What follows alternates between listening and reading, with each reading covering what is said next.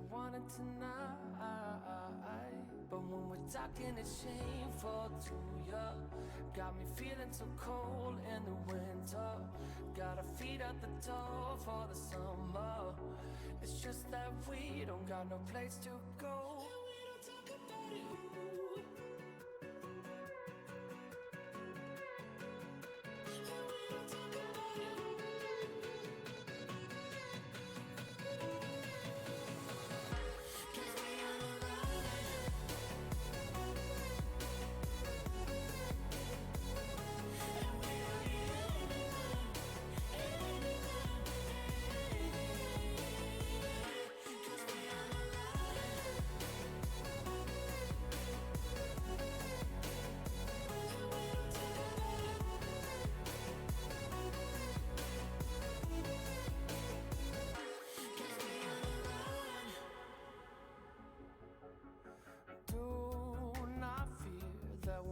So hasty like the old days. To take a chance, we'll keep our heads out the ocean blue. But when we're talking, it's shameful to ya. Got me feeling so cold in the winter. Gotta feed out the door for the summer. It's just that we don't got no place to go. And we don't talk about it.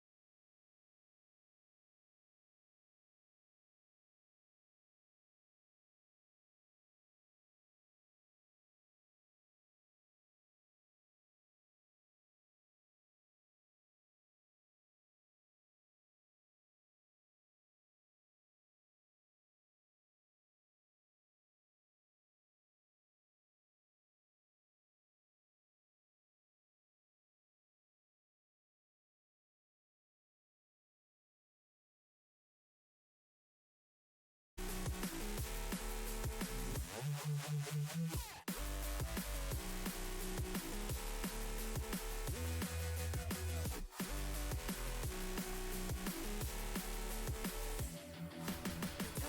walking in the rain. You talk about loving just the same. You tell me I get better in the warmer weather, but it's summer and I wish that you could hear me better. Summertime sadness playing in my mind, losing track of time. I wish that you were mine. Summertime sadness, feeling it tonight, losing track of time, leaving you behind. Oh, I miss you, I miss you. Oh, I miss you, I miss you.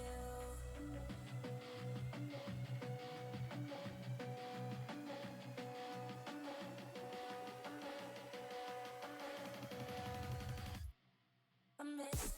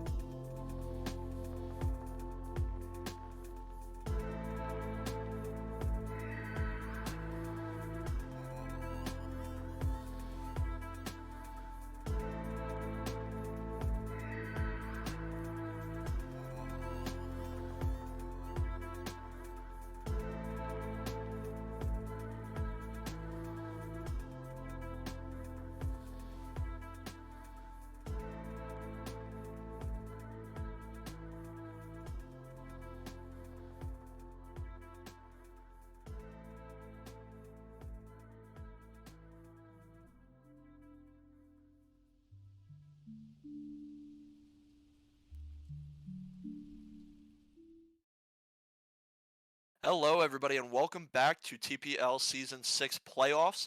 Today, we're going to be here with a match HK Rebels versus Not Weebs, a semi-final. I'm here with Thrave, Hello. and we are going to prepare an amazing match for you guys tonight. First, I'd like to bring up the bracket and talk about how these teams got to where they are right now. So, HK Rebels in their quarterfinal matchup faced Silly Cat team, which I will mention HK Rebels flawless in the group stage, a 2-0 against Silly Cat team. They have not dropped a map to this point. Yeah, that's pretty good performance this season. They're the clear favorites, in my opinion, to win the whole event.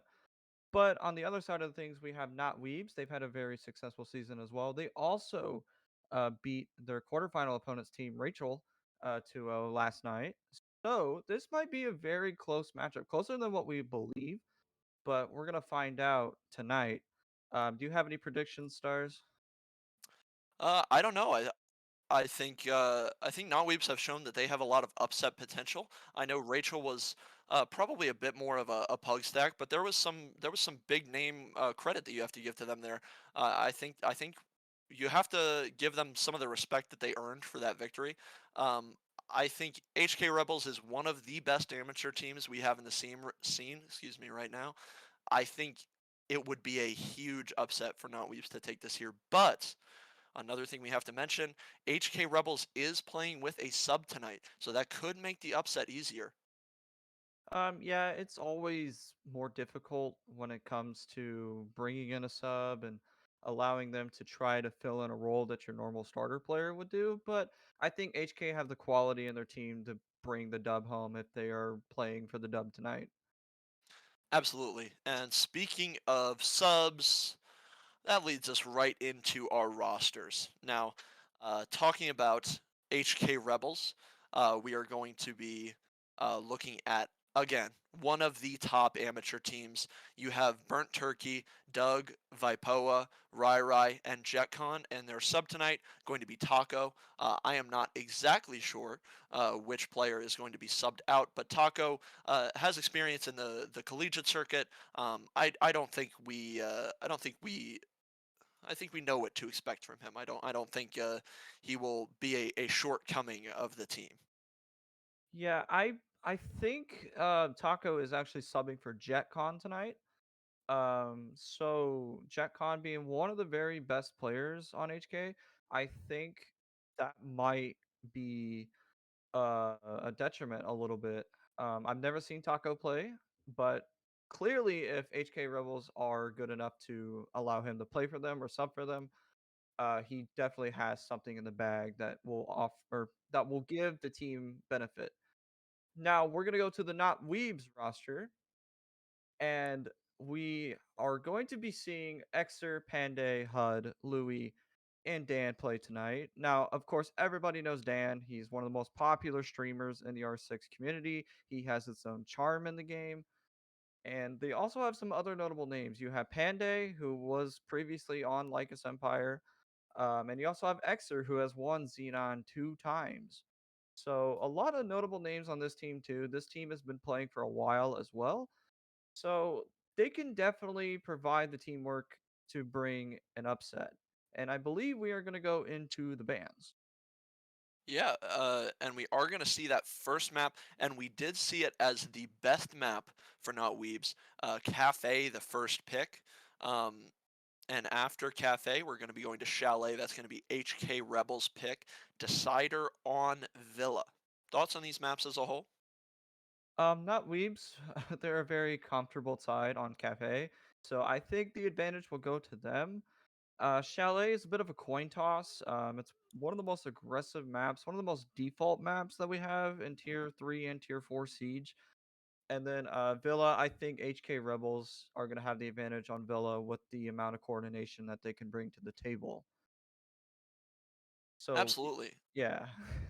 I think I don't think any of these maps we saw border banned out first there.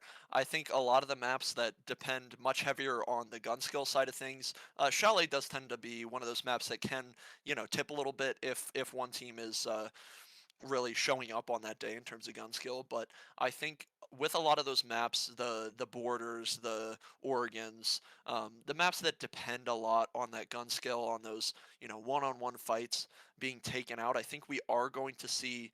I'm going to disagree with you a little bit. I think we are going to see an advantage toward HK Rebels here. They've been a team for a while. I think the sub is obviously a consideration, but I think being that team for a while, having that chemistry at the level that they do, I think these maps favoring team play, favoring coordination, I think might lean toward them a little bit.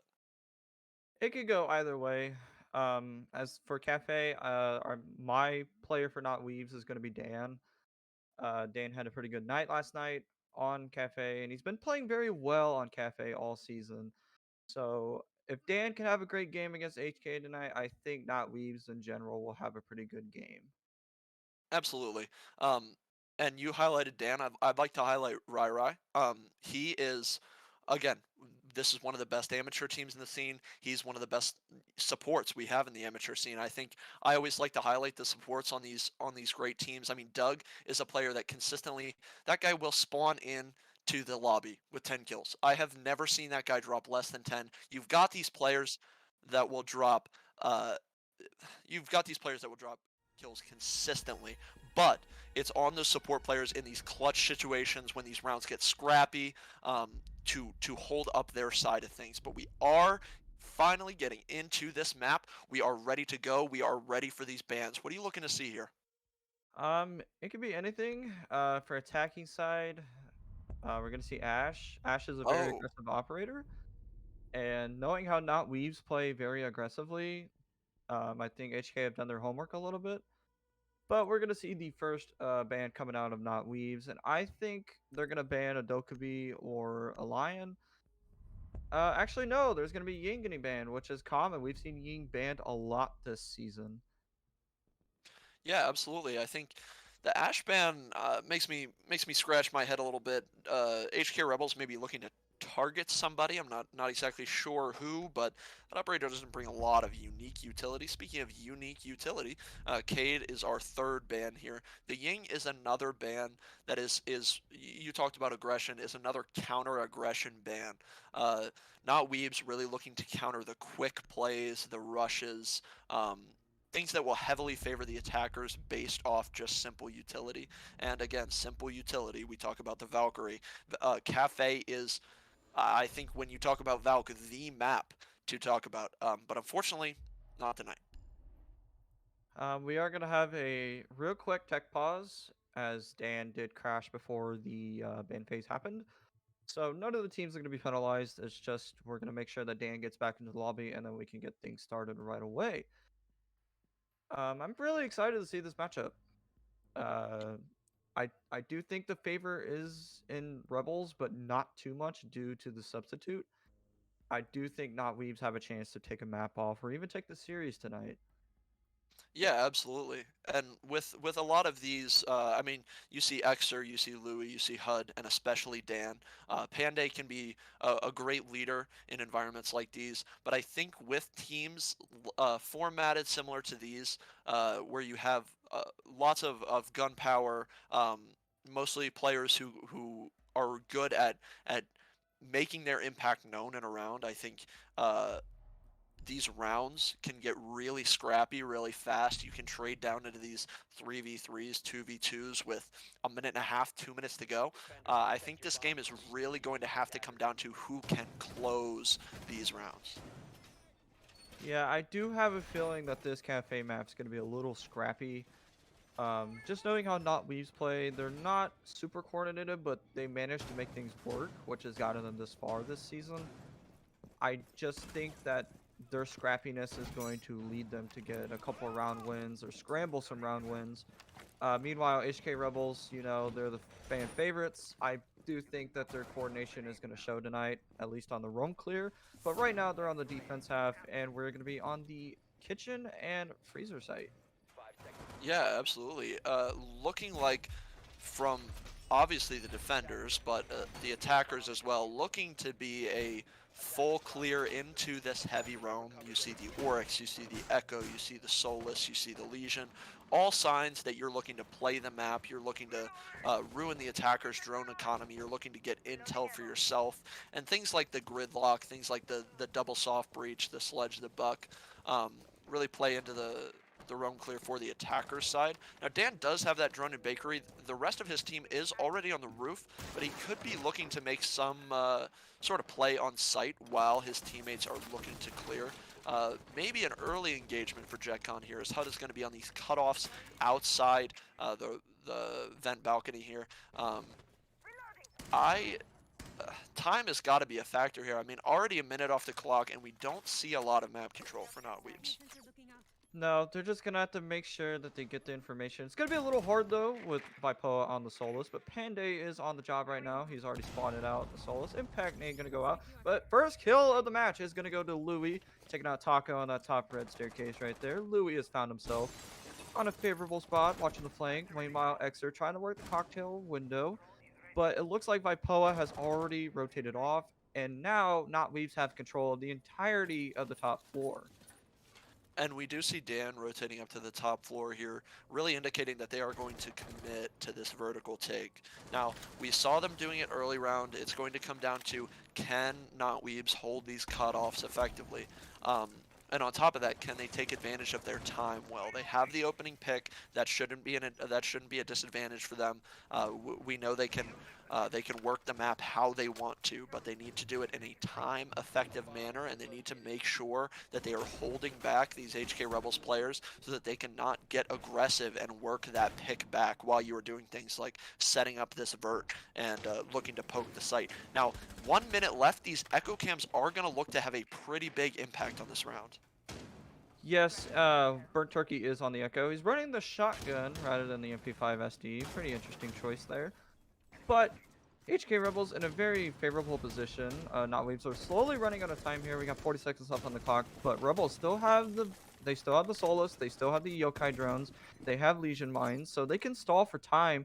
Vipoa is going to get aggressive there in the top white. Ooh, there goes Dan. Vipoa is going to eliminate Dan, and now Not Weaves have to scramble on this site push. We got 20 seconds left on the clock here. Louis and Panday watching the freezer stairs, but they have to take control of VIP somehow. It's a very, very tight hold right here. Vipoa is going to be rotating over, holding downstairs Brown, holding downstairs White, but Burnt Turkey is going to take out Panday and Not Weave scrambling for the site push. It's not going to be working. Vipoa is going to down Louis. Exer is going to get a kill on the Jetcon, but I feel like time is too late and too much time spent trying to gather a site push going. Absolutely. One thing I want to highlight about that round is maybe it seems a little questionable that Solus gets aggressive on the bottom white stairs, but that is a huge battle for map control. When you are running low on time, the smokes are a good kind of workaround. You see they smoke the freezer feed holes off so they can get a freezer drop going, hopefully. But I think that 1v1 on the Solus versus the Yana is huge. Not only does it even the man count for HK Rebels, but it also allows that Solus to keep that map control, which is absolutely detrimental to any freezer side attack.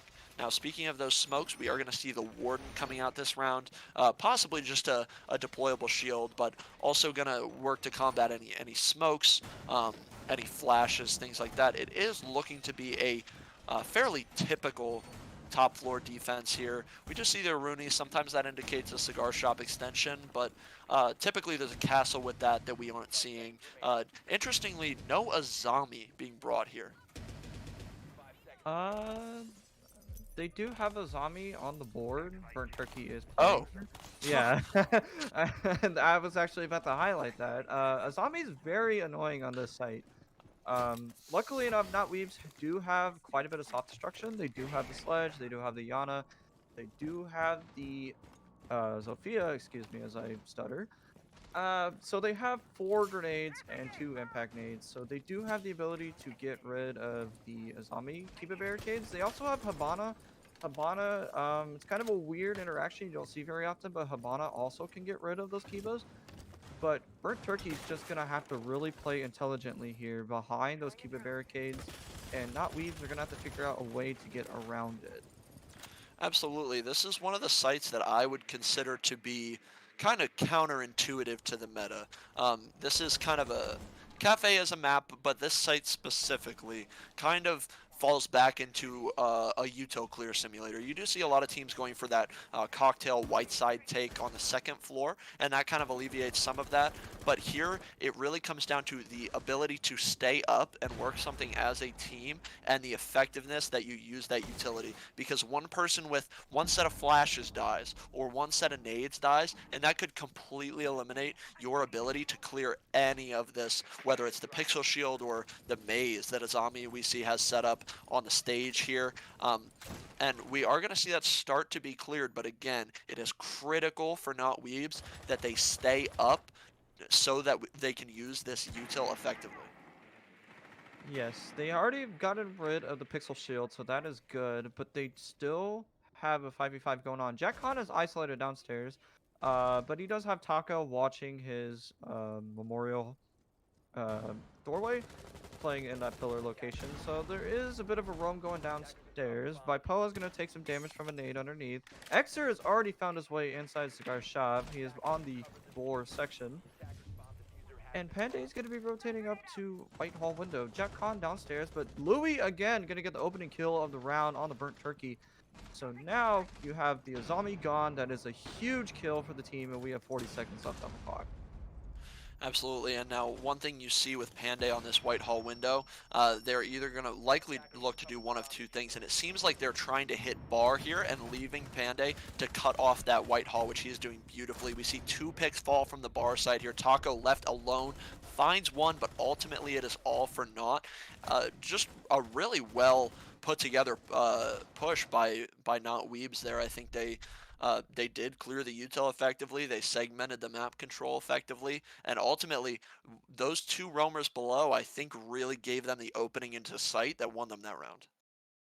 That kill on the burnt turkey is a tremendous kill.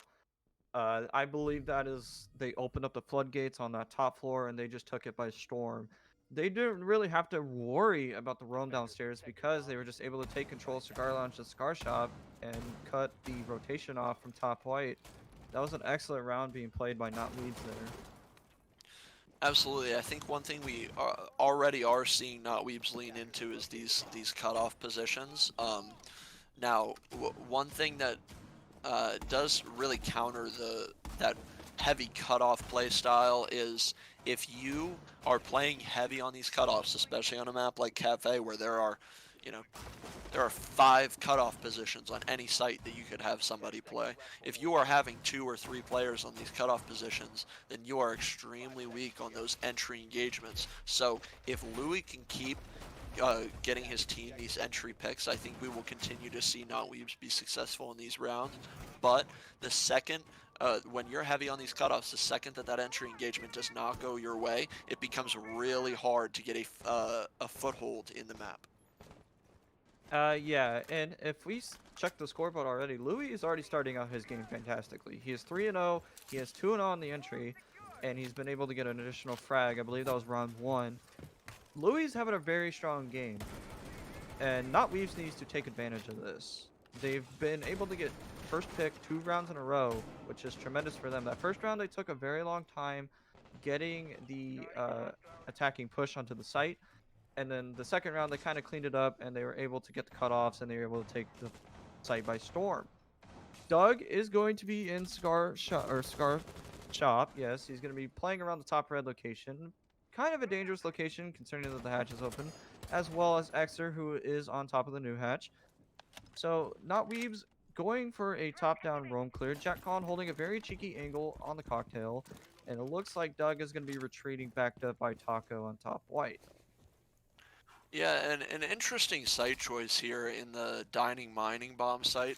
This often comes at just you're looking to switch up the pace, but also this can come down to a game of respect, right? You wanna know that the team you're playing against has a real grasp on the map and can attack these off meta bomb sites, but we are seeing a relatively good hold, at least in terms of time, from HK Rebels here, and there goes the opening pick onto Exer the Habana. That now I'm not sure where exactly that push was going. The Hibana could have already done their job, and a trade from Dan on the nade on Vipoa, the Mira, that is going to be a Nitro cell off the board. That is another huge contribution. Now, we are starting to see Notweeb seize this map control that is given to them, which is good, but only 1 minute left. They have to win these critical fights like this one we are seeing right now with Burnt Turkey. And we have to see them start to work down to that second floor map control. That is really what this site is about, is making that second floor as hard to take into as possible. But not Weebs making it look easy so far. Panda is gonna take out Jetcon. Taco taking out Louis, but HUD getting a kill of his own on the Burnt Turkey. So we've had 1-for-1 trades, but eventually the manpower is gonna get to you like it is now. Taco down inside a train, and it is all down to Doug all by himself, and HUD is gonna clear out the round. Well played by him, and not Weebs are gonna take the count 2-1. Yeah, we definitely are starting to see a little bit more chaos in these late rounds. I think the trades were really there up to a point for Not Weebs. They were really good on their initial trades. They got down into that 3v3, but then you see that every player is separated. Dan's above. There's their Nomad on the snow balcony, and then HUD, I believe, was the player upside down rappel on mining window. Um, and Case was top floor where that Habana had been entry picked. But I mean, in the end, play around however you need to play it if you're going to take it in the end. Now, we are going to see HK Rebels going down to this kitchen bomb site. This is one of the relatively stronger bomb sites. I would say stronger than Dining Mining. And we have seen them win it already once. We are going to see the same operator lineup, I believe, as the round before. Now, how do you think Not Weebs can adapt and make their attack better on this kitchen bomb site? Say getting more aggressive on the red hallway. Taking the reception, taking Harry Potter, doing the middle floor clear, doing the top floor clear. Don't throw bodies on white staircase like you did the first round that you attacked this. Now, Vipoa walking up white, getting a kill on Dan was unexpected. Speaking of unexpected, potential spawn peak coming in. I believe it's a little bit too late for that. But spreading out the pressure for not Weaves is a good thing. They had the ability to push the site. They had the opening pick, but Vipoa just came out, gave counter aggression, and Hong Kong Rebels were able to take this round. Jack Khan playing in a very similar position that he was the first round that they played this on that top red landing. And Louis and Dan are going to make their way up top so they can do the top down roam clear. Now, a key component of this is HUD. HUD needs to make sure that he is watching the mining cutoff window, as well as he is going to be able to kill anybody that's rotating from, let's say, Pillar Hallway into the mining area, or from the R90 area. He can make his way in the train. Vipoa is going to drop down along with Taco. They're going to be playing top white. They're going to retreat down, waste some more time, and I believe they're just going to hold down the first floor. Yeah, I think we see them giving up an almost questionable amount of map control there. I mean, no C4s to play off of here.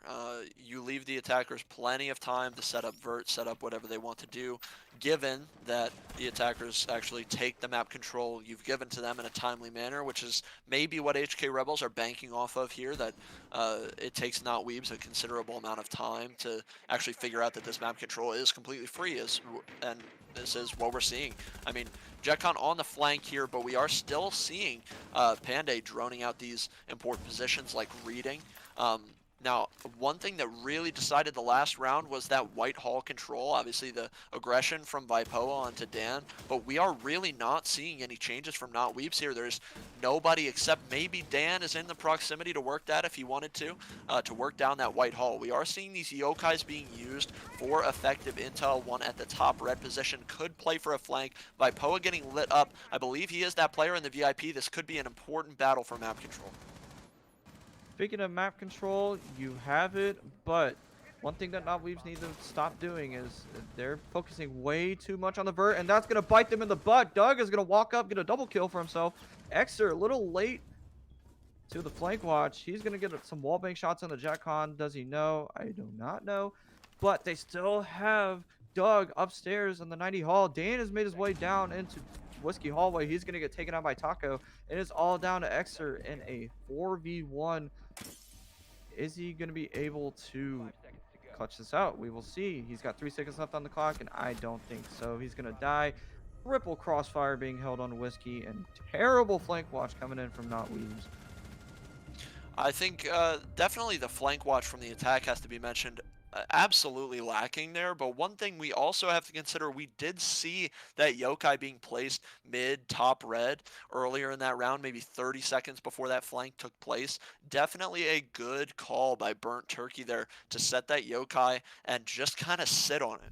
Not necessarily like he's not calling to Doug like, hey, this needs to happen now. He's saying, hey, I have this top red. Like, if you want to make a play, check this cam. We'll get something going. And Doug did exactly that. He gets 2 kills, and his team actually found one, made it a 5v2 in less than 2 seconds. That was definitely a quickly decided round, and another thing HK Rebels deserving of praise for in that round. The discipline was really good in that 4v2. I mean, not a lot of time on the clock to really get antsy and push, swing, whatever. But they really they stayed in their crossfires. They held their angles, and I think they I mean we saw the outcome.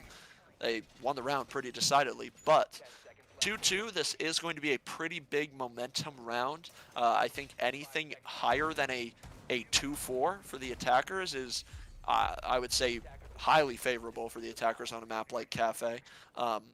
So we really do need to see HK Rebels take a little bit more command over this map, control over the pace, things like that, if they want to have a successful defense half.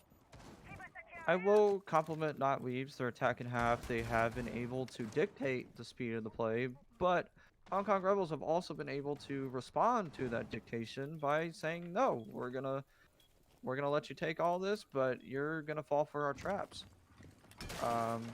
But this game is very close for the first 4 rounds. We are tied 2-2. Dan is gonna be throwing a cam inside. They're making their way up top, clearing out that top floor. Are they going to be able to clear out the Burnt Turkey on the Azami, though? They were able to last time they attacked this site. That was a tremendous kill. It allowed them to open up the floodgate and basically just waltz in the site, getting as many kills as they wanted. But our Hong Kong Rebels going to be playing this a little differently. Dan's going to be shooting out the bandit charges. So that's going to be allow Xer to open up the wall with the Habana pellets. And we have 1:50 left on the clock. You're just now getting the walls open. And no opening pick. Not yet, and I think, wow, there it is. First. Taco with a beautiful nitro onto Panday the Nomad there. But I think HK Rebels are perfectly fine to sit back and wait for Not Weebs to make something happen. Not Weebs has shown that they are playing slow. We are seeing, I believe, nades below there from Vipoa getting the bandit off of his Mira. That was something I wanted to mention, that Mira is going to be a hard thing to clear there. You have to swing a very exposed angle in Cigar Shop to make that work. And we are seeing it get opened by Xer. This is, I mean, all things are pointing good for Not Weebs here. We just have to see them commit to something as a team and make that work. They are going to be down in the man count here. I mean, maybe before you execute on site, you look for a pick to isolate, but really, I think they are in a half-decent position to look to make a play on the bomb site here. Dan is going to be spotting out. I believe that was Vipoa.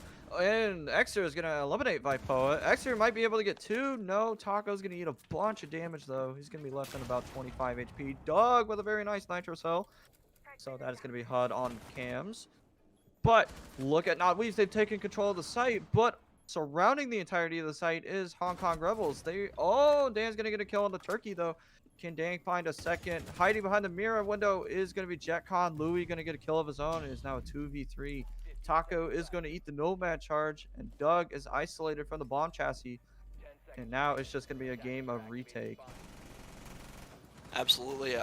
Now, again, separation, the name of the game. Doug is able to get one in this 1v3, but if you're Louis, if you're Xer, you've got to be holding a crossfire here, maybe getting out playing on a window repel for post. The comms have got to be on point here. Doug is a person who shots in a beautiful one there onto those Sophia. He gets it. The quad, the 1v3 finds the diffuser, and he will be able to win this round for HK Rebels. That is the momentum that they need to carry through this defense half. Why aren't you holding across, not Weebs? Doug with an amazing play to clutch up for Hong Kong Rebels. Oh my god.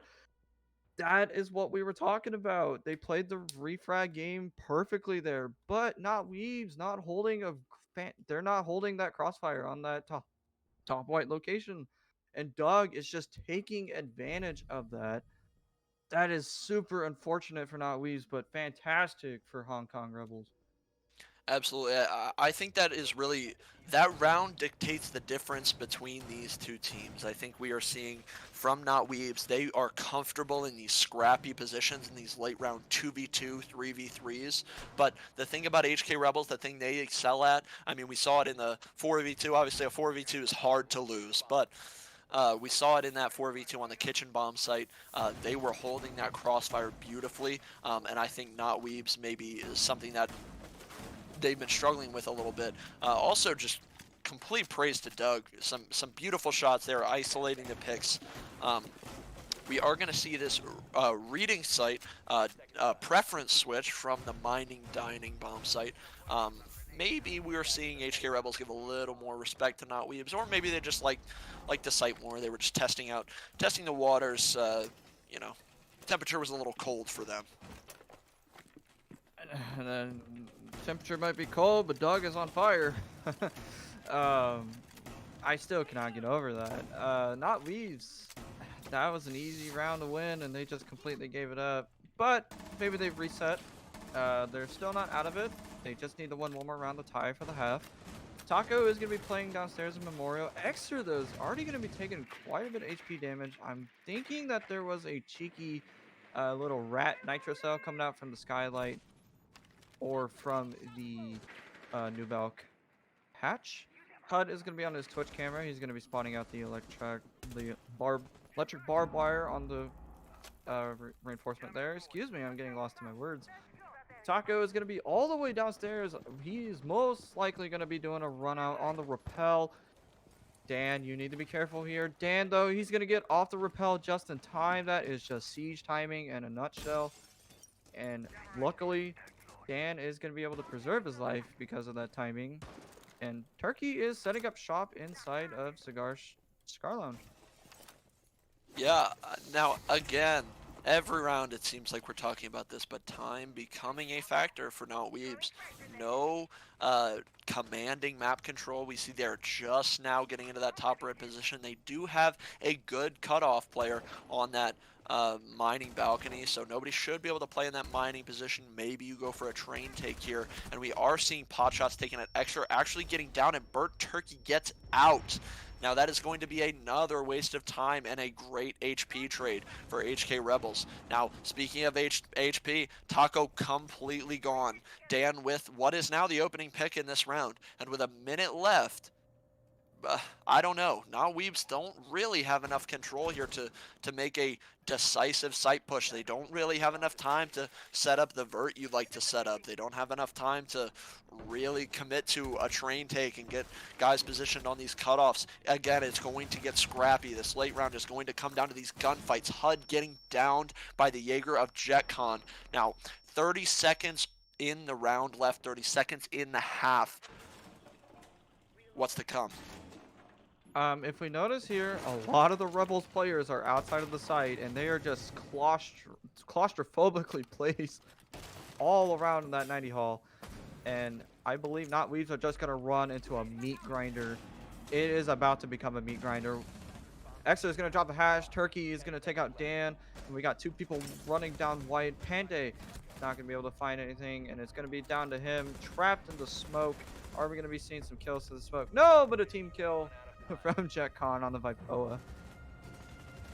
And Yeah, a big trend is Not Weebs taking control, trying to get in early, but their time management has just not been very efficient.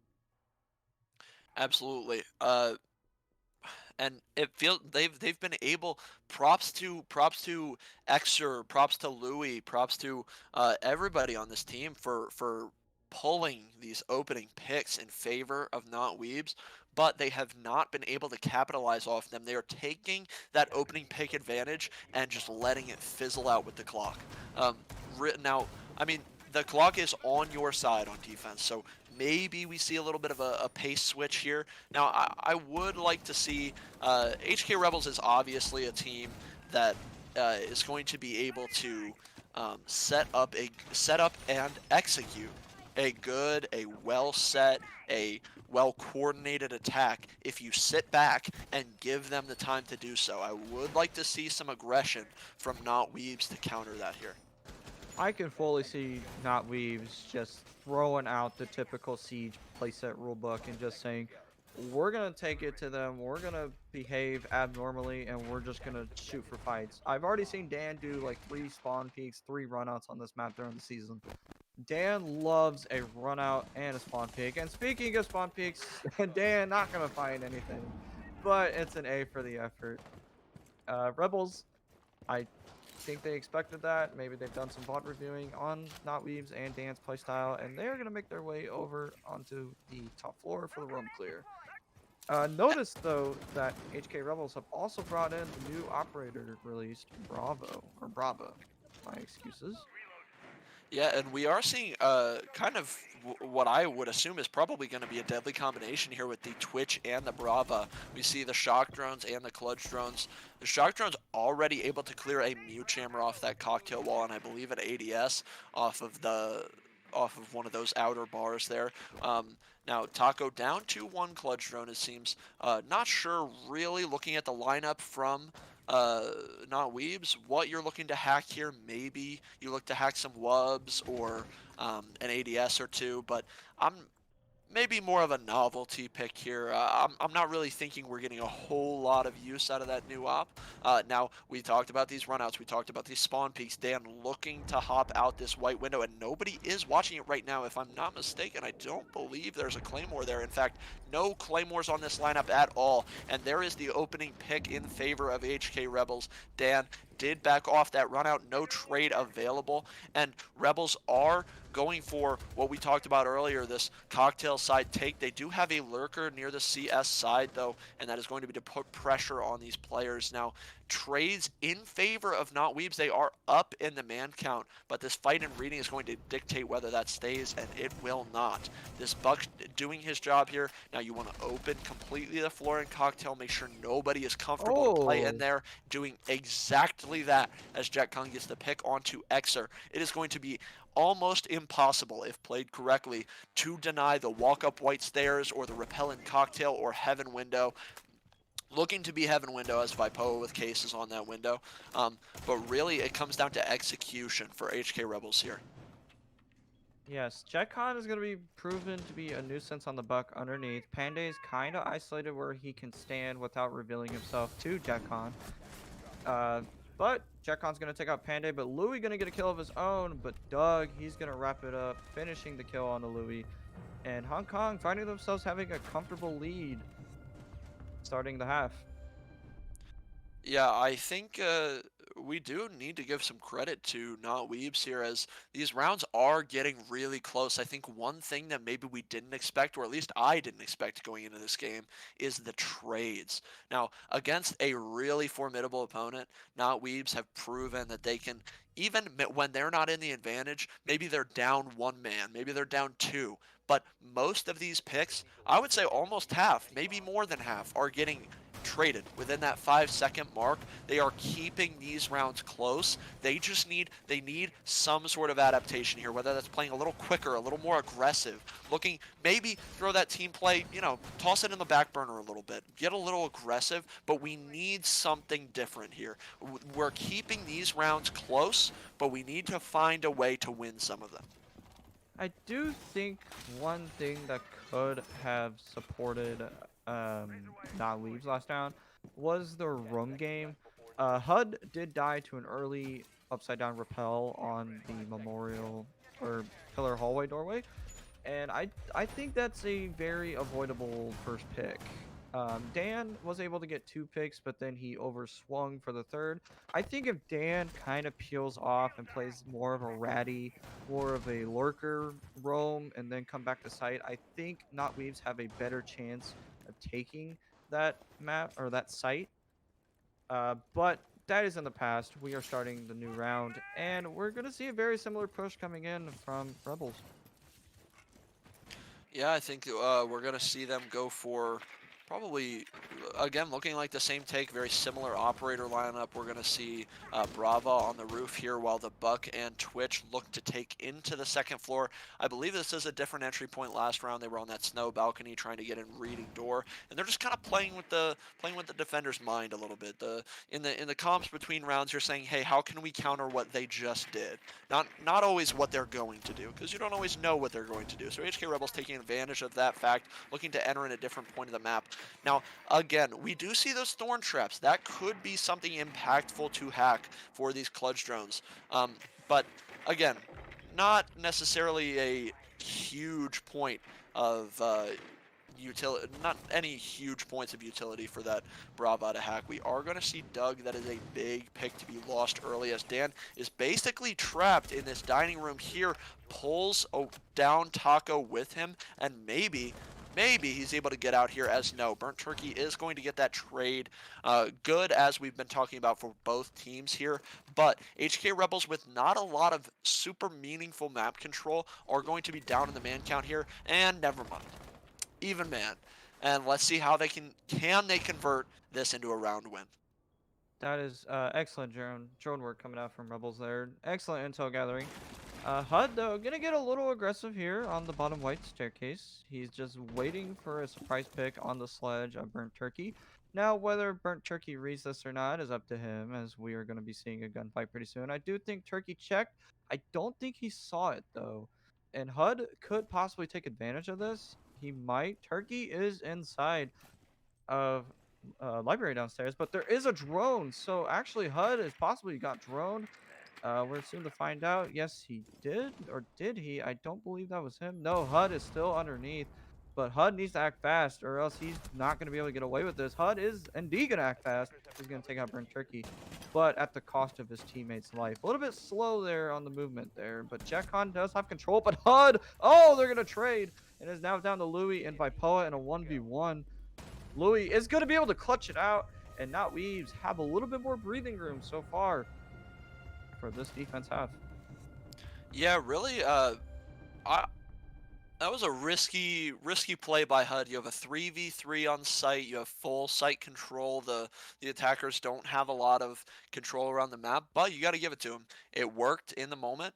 He did get that pick, and then he went up and he traded with the guy in sight, applying a lot of pressure to his teammate. And Louis able to clutch that out. Really, again, a good round, but a scrappy round from Not Weebs. We see them excel when they are playing in these late round or mid round 2v2s, 3v3s, when they are trading off these entry picks. Now, maybe you would like to see of them to preserve their advantage a little bit more. We know they had a 4v3 last round. Not a whole lot as a defender you can do to those nades below in the moment, but now that they know that that's something they're going for, maybe the next time they go to that bomb site, we're thinking, okay, we've got to look for these drones, maybe play a little bit more intel denial. We've got to find a way to deny those nades from below. But looking like a much different setup from Not Weebs rather than HK Rebels, as we're seeing the Chachanka come out, we're seeing the Echo, the Goyo, the Malusi, pretty much 4 operators completely dedicated to burning the clock. Yeah, 2 operators literally do kind of burn the clock. But a scary operator that Rebels have been bringing out is Brava. If you look at the oh, Nitro Cell coming out. Oh my God, Vipoa and Taco barely escaped with their lives. Oh, that is an amazing attempt coming in from Louis. But as I was going to say before that all happened, Brava is being used by Rebels. And what do you see on the other team? You see Malusi, you see Echo, and you see Jaeger. Those are 3 operators, especially the Echo, that can be definitely countered by the Brava. If Brava gets her hands on a Yokai drone, it can prove very disastrous for the defense. Absolutely, and even if it gets destroyed then by the defenders after it's hacked, I think just the ability to reach those yokais in the hard to reach places. I know there's a spot that you can get it in between some of the shelves in the top of bunker for the late round, and again, we are seeing that flank from Exer early, getting two. Oh, Wow, a really clean shot to get that second pick here. And again, if we see not Weebs preserve this advantage, maybe take a step back a little bit, play a little more together, I think we this round is practically already over. Now we do see some of these players with the clutch potential we've seen before. I mean, Doug's still on the board, but the big thing here is the amount of utility you have to work through. Chachanka still has a full launcher full of these fire grenades that he can launch. There are still four, I believe, unopened Goyo canisters that can still be blown up. There are still two yokai drones on the board, and it is going to be a really hard, dare I say, impossible round to pull back here. Another good thing with Exer taking out both Bipoa and Taco is that your threat of being grenaded is completely gone. Both sets of nades gone in a flash. Now, Rebels still have a little bit of room to work with. They do have the Bravo who can take control of those ADSs, so they don't have to burn, which I think Doug realizes. But Dan's gonna need to find a way out, or his teammates, or at least are gonna have to help him get out of this VIP thing, VIP section alive. But no, Dan's gonna put it in his own hands as he's gonna take one out. JetCon with the skeleton key is gonna take out Dan himself, though. But a little bit of a lineup in that red hallway. It's a very narrow hallway and it's prone to lineups. But we're gonna have one playing in the red hallway and one inside of closet. But is Jack Khan gonna notice that? No, he's got a three-way crossfire on the double kitchen, and it is just not gonna look good. Not Weebs bringing out the heat and defense half.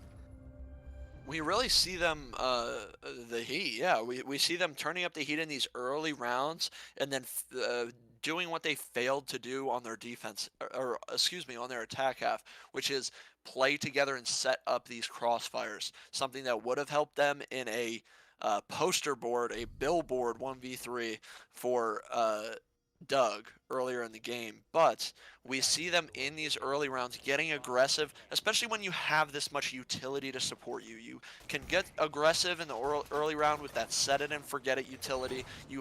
I mean, we saw it from we saw it last round with, I believe it was Exer getting those two quick succession picks. Gets one, 180s, gets another, and that's basically the round right there. And then they fall back to site, they hold their crossfires, and they basically win right then and there. That was very well played. I like the pacing of these rounds. I like that they're willing to get scrappy with it. But now is where boys become men, if you will. The tertiary bomb site, reading dining, is really going to dictate the momentum, the pace of this game. If HK Rebels are, wow, and a spawn peak from Dan, we talked about it earlier, unfortunately does not go his way this time. And it is looking like an advantage for HK Rebels here if they win this round going on to map point. Yeah, I don't really know what Dan is thinking there. I don't. It's really confusing. I mean, you've already tried running out and doing spawn peaks about 3 times this matchup already. And when you're like this late into the game like this, one spawn peak like that, it's gonna throw everything off. And I don't think that was the best decision near say to do it. Vipoa is gonna gather a lot of information though with his Yana clone. Uh, Vipoa might be not doing as well score-wise. He's only 1-8, but he's gonna try to utilize his Yana clone to gather as much intel for his team as he can. Louis is in a tough spot now. His shield has been destroyed, and his ADS is also gone. But he does have the knowledge that his gadget does provide, that people are going to be on cams, and people can possibly be pushing up on him. But he's going to back off, and he's going to be over by the plywood. Doug going to get a kill on the HUD. And it's just not looking good for Not Weebs at the current moment. A trade from Exeter there we see, maybe a new hope for them on this top 4 defense, and Exeter again pulling back these seemingly out of reach rounds, but now we are going to see the round go back into HK Rebels' favor. Can Xer put the team on his back here? This would be a huge fight to win if he is going to take this fight on White Stairs. If he is not going to take this fight on White Stairs, him and his teammate Panday are going to be in a bad spot. They need to look for a pick or maybe get a little ratty, get somewhere that's not going to get droned. And unfortunately, their Panday does fall at his left, completely up to Xer. Now, he is looking to fight this White Stairs position. Vert on basically all of reading. They know they can drop pillar and basically get the bomb down for free. Xer is just looking frantically for anything, any opening, cannot find it, and HK Rebels on map point. Yet again, I do think that kind of falls on the spawn peeking by Dan. That is definitely not the best decision to make. You are your team's top fragger. While majority of your teammates are putting in their weight in terms of the frag department, if you know that you're on fire and you're getting those picks and you're winning those entries, wouldn't you want to preserve your life instead of taking a risk trying to go for a spawn peak? I understand that he's not really known for being the he's an intelligent player, but I mean, when you're in those kinds of situations, you kind of need to play your absolute best, and if you're gonna beat a good team like the Rebels. Yeah, I mean, I think this time out, maybe there is something strategically to talk about, but I think this is really a mental reset here. Maybe somebody like Dan stepping up and saying, "Hey guys, that last round's on me. Let's move on, go next. We only need two to bring it to OT." Um, I mean, this is their map pick, so you do want to try and claw your way back into this one. And they are on the defense. They get to go to their two favorite sites, or maybe not their two favorite sites, but probably the two best bomb sites on the map. They get to go to Bar now, and if they win this, they get to go back to Kitchen. Now, we are seeing, I believe, a vastly different lineup from the last time we went Bar. I, we're seeing one shield and only the Jaeger here. There's not an Azami present for real this time, I promise. And there's no Wamai. We don't have any of these what I would call catcher operators. Well, we have one. We have the Jaeger, right? But the Jaeger is, I mean, Jaeger is not the Jaeger of old. He catches, ADS catches one flash per ADS, and then usually they get naded if the utility clear is respectable. I am interested to see what not Weebs are trying to do with this round. Running a lot of both the Legion, the Malusi, and the Frost, some more lethal, some less lethal trap operators. It feels like they are looking to get aggressive. They are looking for Rebels to play into this cocktail side take, which by the operator lineup, it would seem they are going to do. Dan, again, looking for a spawn peak. He really couldn't give a toot. He says, match point, I'm doing it. But we are going to have to see, can these trap ops, Panday we see still setting down these frost mats, can the mute, the intel denial, can any of this give them a better shot at contesting this map control? Dan thinks that he is the man, and if Dan is the man, Dan's gonna pull it out for his team. Rebels looking like they're doing a cocktail side push, gonna take control of reading there. Now, Dan has been playing around there all game long when it comes to holding the car or the cocktail and bar site. He normally roams around that library area, and I think Rebels are starting to see that, and they're gonna prioritize getting rid of Dan and getting rid of any of that roam game going on that side of the map. Grenade is gonna go out, flashbang is gonna go out, and it looks like Dan has made his way all the way back down. But if you look at Xer is tucked in on Cocktail here, and you also have Panday holding the cross into the Heaven Repel. So they do have some sort of coverage there, but Dan really needs to stand his ground, and as well as the player that is playing in the cigar shop area, cigar lounge area, they need to stand their ground too. And Xer needs to absorb this pressure and be able to get away with it. Burnt Turkey is going to repel in though, and it is just falling apart. Louis is going to be able to not even... I'm sorry, my voice got caught. HUD's going to hop out, and HUD's going to down Taco, but his position has been revealed, and I think this is going to be a map 1 to the Rebels, and yes, it is. Oh, man, my voice and my brain just not working at the sight of this last round here. Apologize. And I don't blame you. That was a chaotic round. We see on a dime. Um, I mean, seemingly, I don't think there was any trigger to it. It was just somebody, maybe it was the lion on the cocktail rappel, the guy on heaven rappel called, hey, I see this, let's go. And they got in, they got the picks, everything went their way, except for, maybe a gunfight that HUD takes after he hops out that window. But really, um, again, the rounds were close, but I think HK Rebels really proved that they're comfortable here. They're comfortable with the teams that want to get scrappy in these rounds. They're comfortable closing those rounds out. And I think that'll be interesting going into map 2. So after a short break, we will be back with Chalet.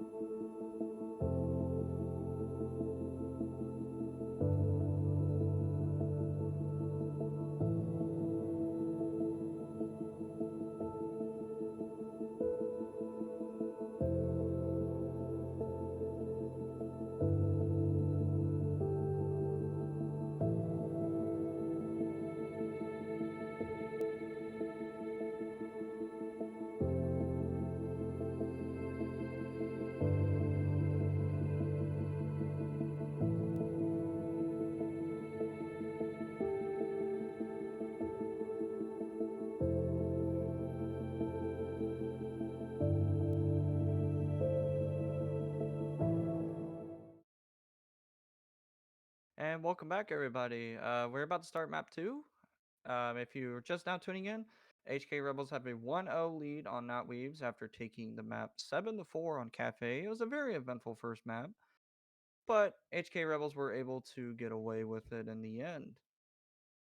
And HK Rebels, able to get away with that map, able to get away with every single map that they have played in TPL so far, undefeated in the group stage.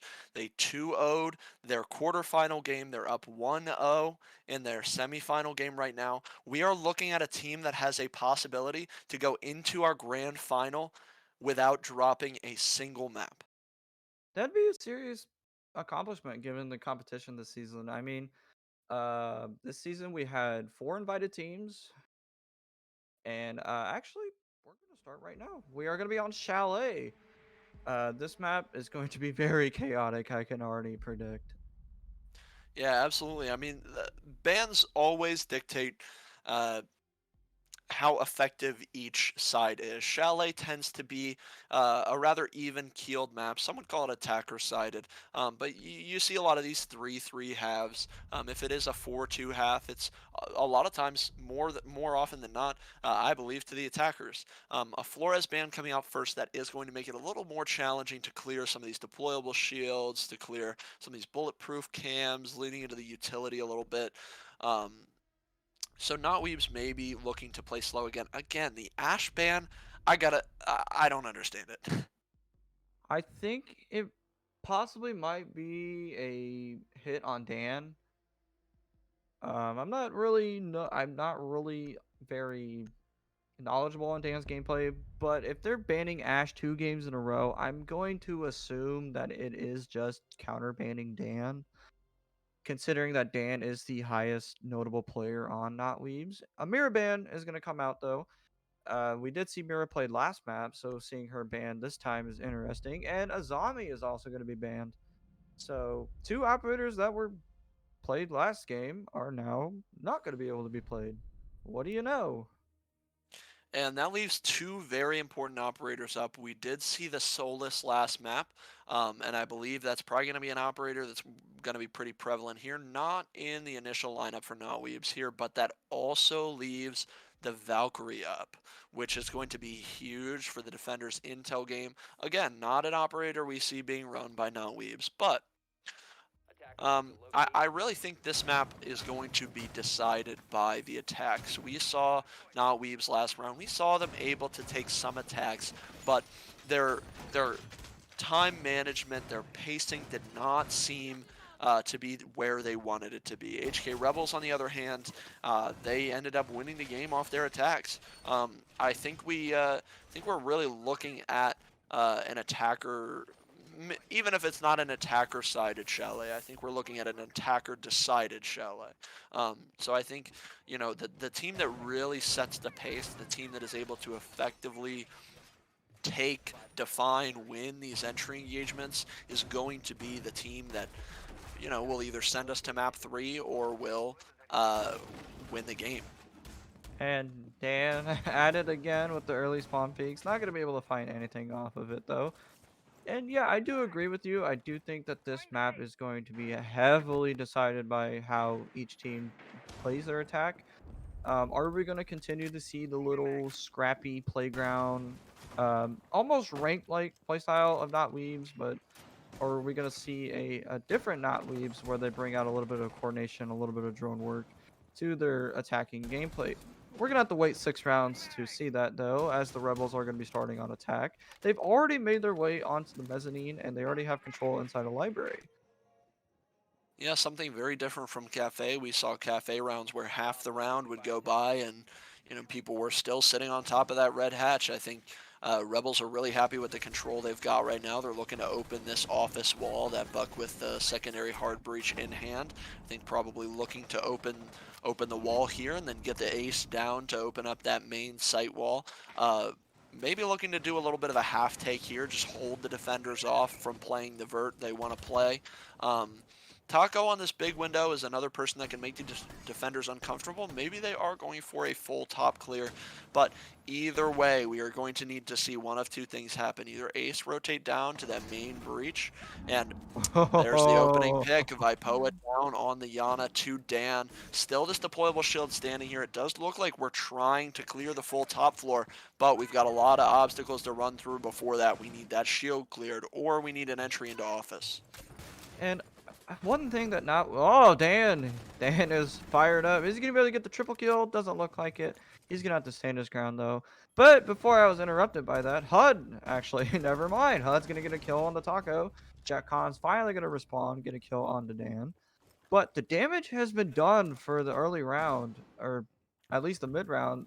Rebels completely neutered in terms of their attacking plan. They still have the vertical play, as we're seeing it right now. Turkey going to put some shots in the HUD. They still have the buck, and they still have the hard breach. That's all you really need, but it's going to be very hard to clear out all 4 players on this site.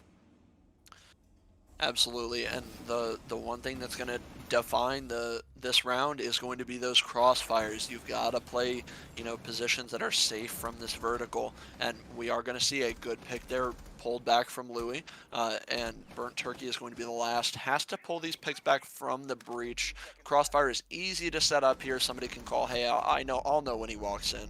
Now, oh, we're getting into dicey territory here as Burnt Turkey downs one. He sees the other on half wall, maybe not. He is behind that reinforcement, really giving him nothing here. Well played from Not Weebs, and they're going to take our first round. Great individual play from Dan early round, able to get those 2 back-to-back kills. That's what really gave Not Weaves the starting momentum, and they really need to start strong on defense here because as most of the community knows, Chalet is more attacker favored, given all the windows and all the choke points and all the crossfires that can be held. But Not Weaves can be also just completely play total aggressiveness. We've seen it from Dan already. They can take those fights back, give a little bit of a counterattack, and not let HK Rebels take the map control that they want to take. Yeah, I think Dan, that opening pick there definitely a bright point of that round for Not Weebs. I think we see in Siege all the time, but we have seen again in this game entry picks being important. There are some teams who are really good at trading that entry pick or ignoring their man count and pulling back rounds that seem unwinnable. But neither of these teams seem to be that type. They like to work their entry pick as a team, both of them, and then they like to try and take advantage of that as a team. So, excuse me, these entry picks are going to continue to be important. Those first engagements in the round, dictating the pace, and Dan, again, going for this spawn peak, you're not going to find anything, again. As we patiently wait, Dan patiently waits until somebody spawns there. We're going to see Panday trying to bandit trick this snowmobile garage wall. As soon as Burnt Turkey sees that, he is going to rotate away, does not want to mess with that, does not have the help to mess with that, as it looks like most of his teammates are geared toward clearing this roam from Not Weebs. HUD is going to get spotted on the top mezzanine part near library. Doug is going to take out the single window. And Rebels need to find a way to break this roam. We have Taco on the roof over there, if you can see. HUD is already backed off. So it looks like Not Weaves are opting to just waste time, but they're not going to waste. Rebels are not going to waste any time. They've already made their way inside of office. But HUD has managed to weasel his way out. He has been spotted by the drone, but is it too late? Are Rebels walking into a trap? Doesn't look like it though, as Vipoa is going to get a kill for his team. HUD's going to miss some shots. He's going to go for it. HUD is going to take out Taco, but immediately already pressured again. HUD with the double. HUD with the triple kill. And oh my god, Rebels, your roam clear has just been disassembled by the efforts of Hudson. I talked about I said these teams aren't teams that are looking to pull back these impossible rounds after they lose their entry pick. They're looking to work their entry pick together and then, you know, work their man count as a team. HUD said, "Yeah, I disagree." And single-handedly pulls back this round for Not Weebs. A 5v3, now a 2v3. Every one of those picks by HUD. They're looking to work the backside here. Burnt Turkey. No shield on that pillar. That's a pretty default position for that shield. Going to open this boiler wall. Going to try and make that bandit uncomfortable playing on that pillar position. But a 2v3. Now, I mean, this is winnable, but it is going to be challenging. Not a lot of control here. Now, you can hop in this breach, but that guy blue is going to be a hard challenge to win. Now, Doug does have control of the hatch, which is a nice thing to see because he can hold a 4 angle onto the pillar. But Turkey is stuck between a rock and a hard place here. Flashbangs are going to be coming out from Doug on the hatch, but Turkey needs to run, and Doug is going to drop though, but HUD's going to take him out. And oh, I thought HUD just aced. But Louis is actually going to finish the round out. Good defense for it coming in from Not Weebs. They are able to weasel their way out of this roam clear.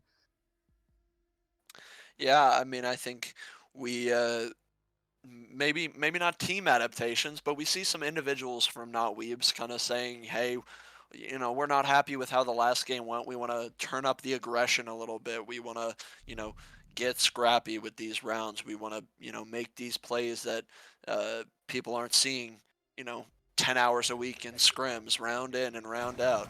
Uh, really looking to do some unique things. I mean, we've been seeing Dan on the Spawn Peaks last round. We saw HUD with that amazing 3K. I think we are seeing Not Weebs here saying that they do want to mix up the pace a little bit. They want to get aggressive. They want to work. They want to work to get and maintain their man advantage. And I think if Not Weaves can keep up this roam game that they've been doing so far, I think Rebels are going to struggle really hard. We've already seen 2 rounds in a row that Rebels, if they don't get the opening pick, they really do struggle. And if there's a counter attack and they don't expect it, they're going to struggle. If Not Weaves can take advantage of this predictability and kind of just play that weasel game that HUD and Dan have both been playing really well so far, I I really do think that Rebels are going to struggle on this attacking half. But on the counter side, if Rebels do get it together and they do have proper crossfires and proper intel gathering, I think Not Weaves are going to severely struggle. And struggle it starts. X are going down as Taco pulls the opening pick for his team. Playing these cutoffs, Not Weebs were really into these cutoffs map 1. I think HK Rebels responding with cutoffs of their own. We are seeing, again, here's that intel gathering.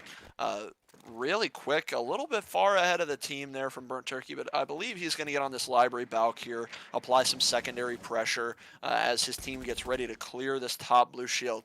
Dan looking for flank cams, I would assume. He is going to face a cutoff player on this trophy window. We'll see if he can get anything done here. But again, man down, it's your Wamai down, and now your Doc down. These are 2 highly impactful players. The only person with utility that still needs to be used is that smoke of Panday. But again, it's can Rebels translate this? HUD is not on the board. Somebody else has got to make a play for this team. Yes, and if Dan can somehow make his way over into the dining side of the map, there is a lot of nitro potential underneath. But Rebels do have a player underneath watching that, so it could be very hard. But Panday needs to stand his ground here in this connector. Doug is going to take out Dan, though. Panday is going to find one. Doug is going to find Louis, and it is just not going to go well for Panday there. Vipoa going to clean up the round. And Rebels Is gonna get waking his up a first little game. bit, and it's HUD's gonna gonna look a miss little some shots. scary He's gonna for go Not for it. Weebs if they HUD is gonna cannot take out contend. Taco, but immediately already pressured again. Yeah, HUD with we the are double. definitely seeing HUD with the an triple adaptation there from HK kill. And Rebels, oh my slowing down a God, little bit after they Rebels, get your that man roam. advantage, making sure, they're not getting HUDed 2 rounds in a row. That 3K really, I mean, it did wake them up. It looked like that round they had a reset in the comms. They waited for everybody to be ready, and then they really took advantage of that man count, just holding every angle, making sure everything was covered, every teammate's back was watched. And again, I think that was a really nice 3K from HUD there, but I think we have got to look more at these opening picks. If people can make plays like that and pull back one-off rounds, that's fantastic. But I think most of the time, the teams that play these entry engagements well, especially some of these 5v3s that we've been seeing, kind of almost ends the round before it starts. I think we've got to look, we've got to see, if HK Rebels start running away with these entry picks every round, I think we're going to start to see a pretty clear pattern in this game. Now the real question is, are we going to see an obligatory dance spawn peek? That's what and I think we already just saw one. He was peeking over in the games window over there. Exer is going to be setting up a castle barricade covering the short hall onto the slab halfway point right there. And Dan's going to make his way back up. So Exer and Dan holding down the library side. You got Jack Khan posted up outside with the drone. And they're just going to do some roam clearing, just giving some traditional intel gathering. Dan's going to throw out his prism, or at least I think that was his prism. I didn't see an explosion there. But Rebels have already taken control of library. Taco has already wasted all of his charges. He's been able to open up these slab doorways, so that cutoff has been made. And looks like Not Weebs have just been pretty much thrown back to the traditional roam spot. Their roam game just completely disappeared within 30 seconds.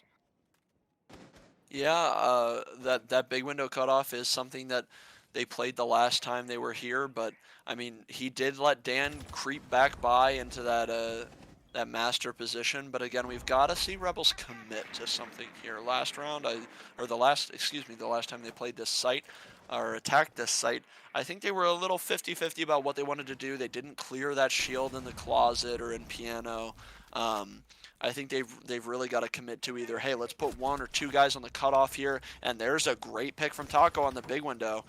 Actually, almost gets another. But we need to see them work something as a team, whether that is full vert control, as it looks like they're going to be gifted full vert control here by Not Weebs, or focusing on that main breach. Now another pick pulled back by Taco, and Doug to follow right after. Louis falls, and this is already round over. That opening translated extremely well by HK Rebels. A practically impossible round to win from HUD. Maybe look for one or two exits, and then we'll call it a round.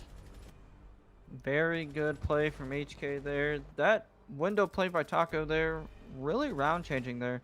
He was able to cut off Exer from rotating, jumping down that balcony. And Not Weaves, they really need to start picking up their roam game, or else HK, they're waking up. They're gonna get scary. They're gonna start playing. They're gonna figure you out. You need to start either becoming so completely random that you're unpredictable, or change something up and get Rebels off their game. Because if Rebels start cooking, they are going to start literally frying you. They are going to delete you off the leaderboard, and they're going to sweep. Yeah, I think definitely the cutoff's a meaningful thing to mention there. When we see Taco getting these picks on the cutoffs, and really anybody, I mean Doug on the Nomad, or anybody who happens to be on that cutoff at any given moment, I think that really is kind of demotivating Not Weebs from making these aggressive plays. So they've either got to fight these cutoff players that are stopping them from making plays they want to make, or just ignore it, make a play somewhere else. But I agree with you that I think Not Weebs are better when they are aggressive. I think we've got to see some changes here. As how many rounds is this now? Is this the third? Is this the fourth? I think this is the fourth. Or Yeah, no, I and believe it's the 5th because Dan tried spawn peeking from the game's site window. yeah. So like somebody, please give him Well, a consolation prize. He's done it every round. Somebody spawn where Dan is peeking. I'm begging. we just want to see a Dan spawn peek. I think the audience wants to see it. I think the chat would just go absolutely just crazy, just say Dan the man. But I don't think we're gonna be seeing that. I think Rebels are a little bit too smart to fall for the tricks. They already have the boiler wall open, but Knotweaves do have control of the diner hatch. Doug is going to be droning. He does see the Malusi on the blue elbow there. Louis is going to be placed, or Louis is going to place himself on there. And I'm interested to see how Knotweaves are going to be taking this because it looks like HK is a little bit spread out there. And Vipoa is just going to delete Exer off from the kitchen hatch. Taco is going to make his way in the top solar. And we're going to see 3 men pushing over into the trophy side of the map. A great entry pick, but almost more meaningful. The map control you gain from that hatch control is going to be so important as we see HUD lurking in library here, and Dan looking to fight on this 45 door here. He's going to have to run by that main door cutoff, I believe. No, he's still looking for a pick there. Again, we said we wanted to see them get aggressive, and here it is. Rebels are about to walk into 2 or 3 different gunfights, and I'll eat my words. Dan backs off a little bit, maybe, thinks better of taking a gunfight in that specific instance. There is a guy on main door, but they do have Dan droned out. Dan is effectively trapped here unless he wants to drop through that stock wall. He is Oryx. He could dash through this wall, and there it is. Drop down on the main stairs safely and return to the site. Now, time slowly becoming a factor for HK Rebels here, as they do have to commit. They do have that backside wall open already, and hatch control is going to be huge as we see JetCon dropping in the backside here. A waste of a nitro cell by Panday. That is very unfortunate. Could have kept that in pocket a little bit later. JetCon's going to be opening up the wall with the tin can opener. He's going to put 2 can openers on there. But Panday's going to hit a nice shot on the Doug. He's got a very cheeky angle here. He's going to put some shots on the Vipoa. But notice that HUD is still alive. HUD can come down and do a quick flank if he wanted to. Louis is going to take a lot of shots, but HK Rebels have taken the side. JetCon going to get 2. HUD, though, on the flank. No, never mind. He's going to be playing on the retake. But HUD and Panday have to weasel their way into this. Nitro Cell coming out. Panday going to find one. Taco is the last one on a sliver of HP, but no, he's going to take out HUD. Is he going to be able to take out Panday on full HP? All it takes is 1 shot to the dome, and you are gone. He's going to have to find time to reload. Yes, he is. Is he going to reload his assault rifle? We do not know. Panday is on full HP. Going to be making his way over. He does have to defuse the bomb. But Taco is going to make his way. Oh, and Taco going to hit the 1 shot on the Panday, like I said. Good shot from Taco there. Unfortunate for Panday. Yeah, and really, I would dare to say Weebs had no business bringing that around that close. I think we have to praise them for that. But at the same time, a great clutch by Taco.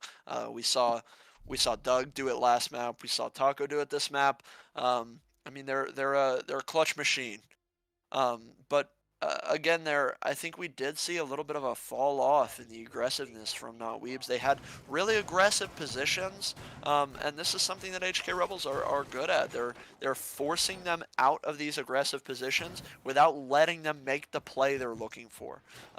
We saw Dan on that dining to Ivy Hall door, looking for a pick there. He was droned out. He had to fall back. Ultimately, had to just fall back to site. HUD wasn't able to do anything productive on the flank.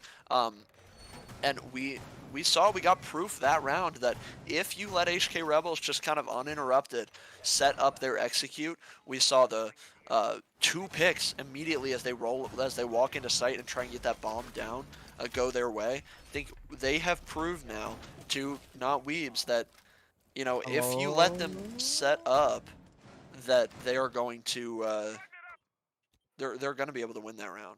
And I don't think we're gonna see Dan do a spawn peek.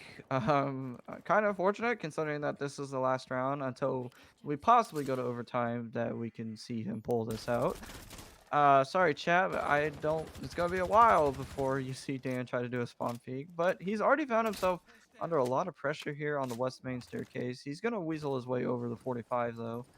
Taco on the rappel is gonna be covering his flank or his run out there. Jack Khan making his way into office, but he does see the vertical underneath that Dan is playing. Dan is playing. Exer on top mez, not having a good game so far tonight on this chalet map, but he still has time to turn it around on the attacking half. Louis going to be playing top blue, and not Weebs. They need to find a way to absorb the pressure, or at least get an opening pick or two to alleviate what Rebels are going to be setting up. And one big thing, as Oh, Exer is going yep. to get his first of the map there, good on him. But even more important than the kills, he needs to stay alive on this Wamai. He has been playing this Wamai a lot. He has been dying early a little too much than I think your team would like. You need to stay alive to get those magnets out, to get that constant value for your team. I mean, only one nade on the Ana. Only one nade up on the board, and then you have to rely. Well, the Zophia's dead. You've got maybe a gone 6 on the Buck, and then you can't clear that shield anymore.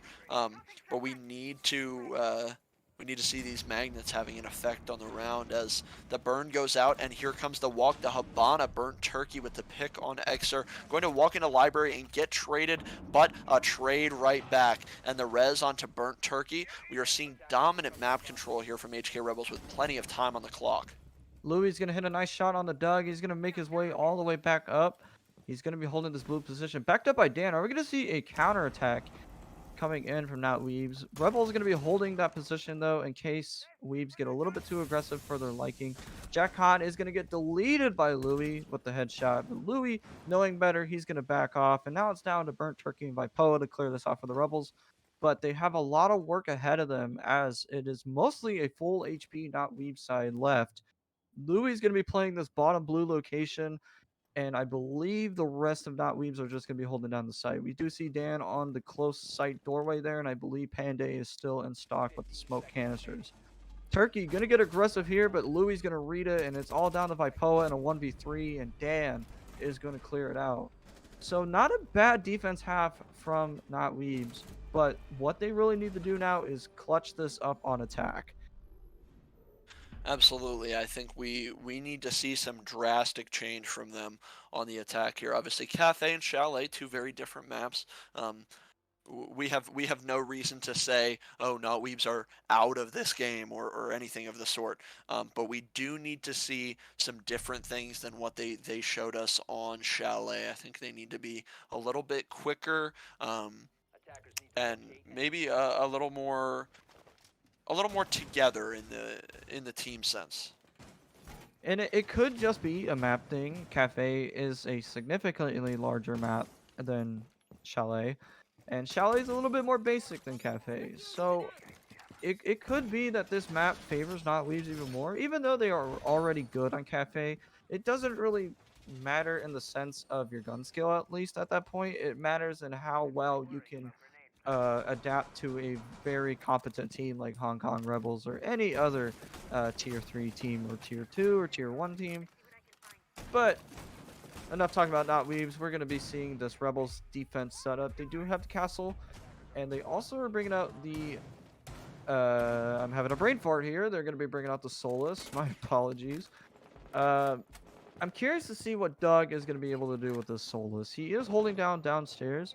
So if Not Weebs do come into this and they run right into Doug, using that P90, he has 50 bullets and low recoil. He could just click heads all day and get quad kills, aces, triple kills. It doesn't really matter to Doug. Yeah, absolutely. And top floor is definitely an interesting pick here. We are seeing some maybe off meta plays here from HK Rebels. I mean, we see the lobby wall, the fireplace side wall being opened with head holes, just like the ones here on Solar. But Solar does seem to be the focus of this Not Weebs team. They're looking to clear the player from Solar, and a heat-seeking nade from Dan is going to eliminate Burnt Turkey, and another pick to follow. Just dominant entries from Weebs here, and we have seen this recently translate to round wins. Now Doug, looking to pull something back here, is going to hop out and get just a freebie on Panday. But again, it's all about the map control that Weebs possess. Doug is contesting some of that already, but we need to see Weebs convert on this man advantage. We do see Vipoa trapped inside a bathroom there.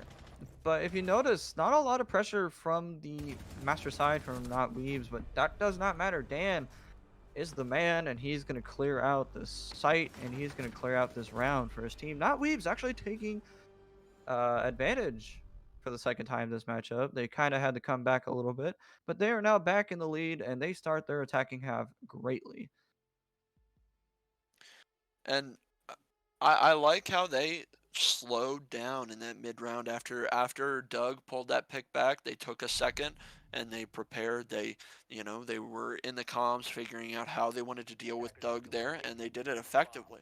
I think if they can continue to get these definitive entry engagements, the 5v4s, even the 5v3 is almost an instant round win unless you blunder your advantage away. But I mean, even just the entry pick, if it's untraded, is an extremely valuable thing. But we are going to see HK Rebels switching up the pace a little bit here, going from a top floor bottom site to a bottom floor bomb site. This is going to be curious to see. That's a fairly unique Valkyrie cam placement right there from Taco. We do see the Kaid brought out. That is a difference as he was banned from last map. And we also see a Osa and a Zero come out. Now Zero, if I'm well informed, he had a recent rework where his cameras start on the side that you shot, and you now have to manually switch them over, if I'm correct.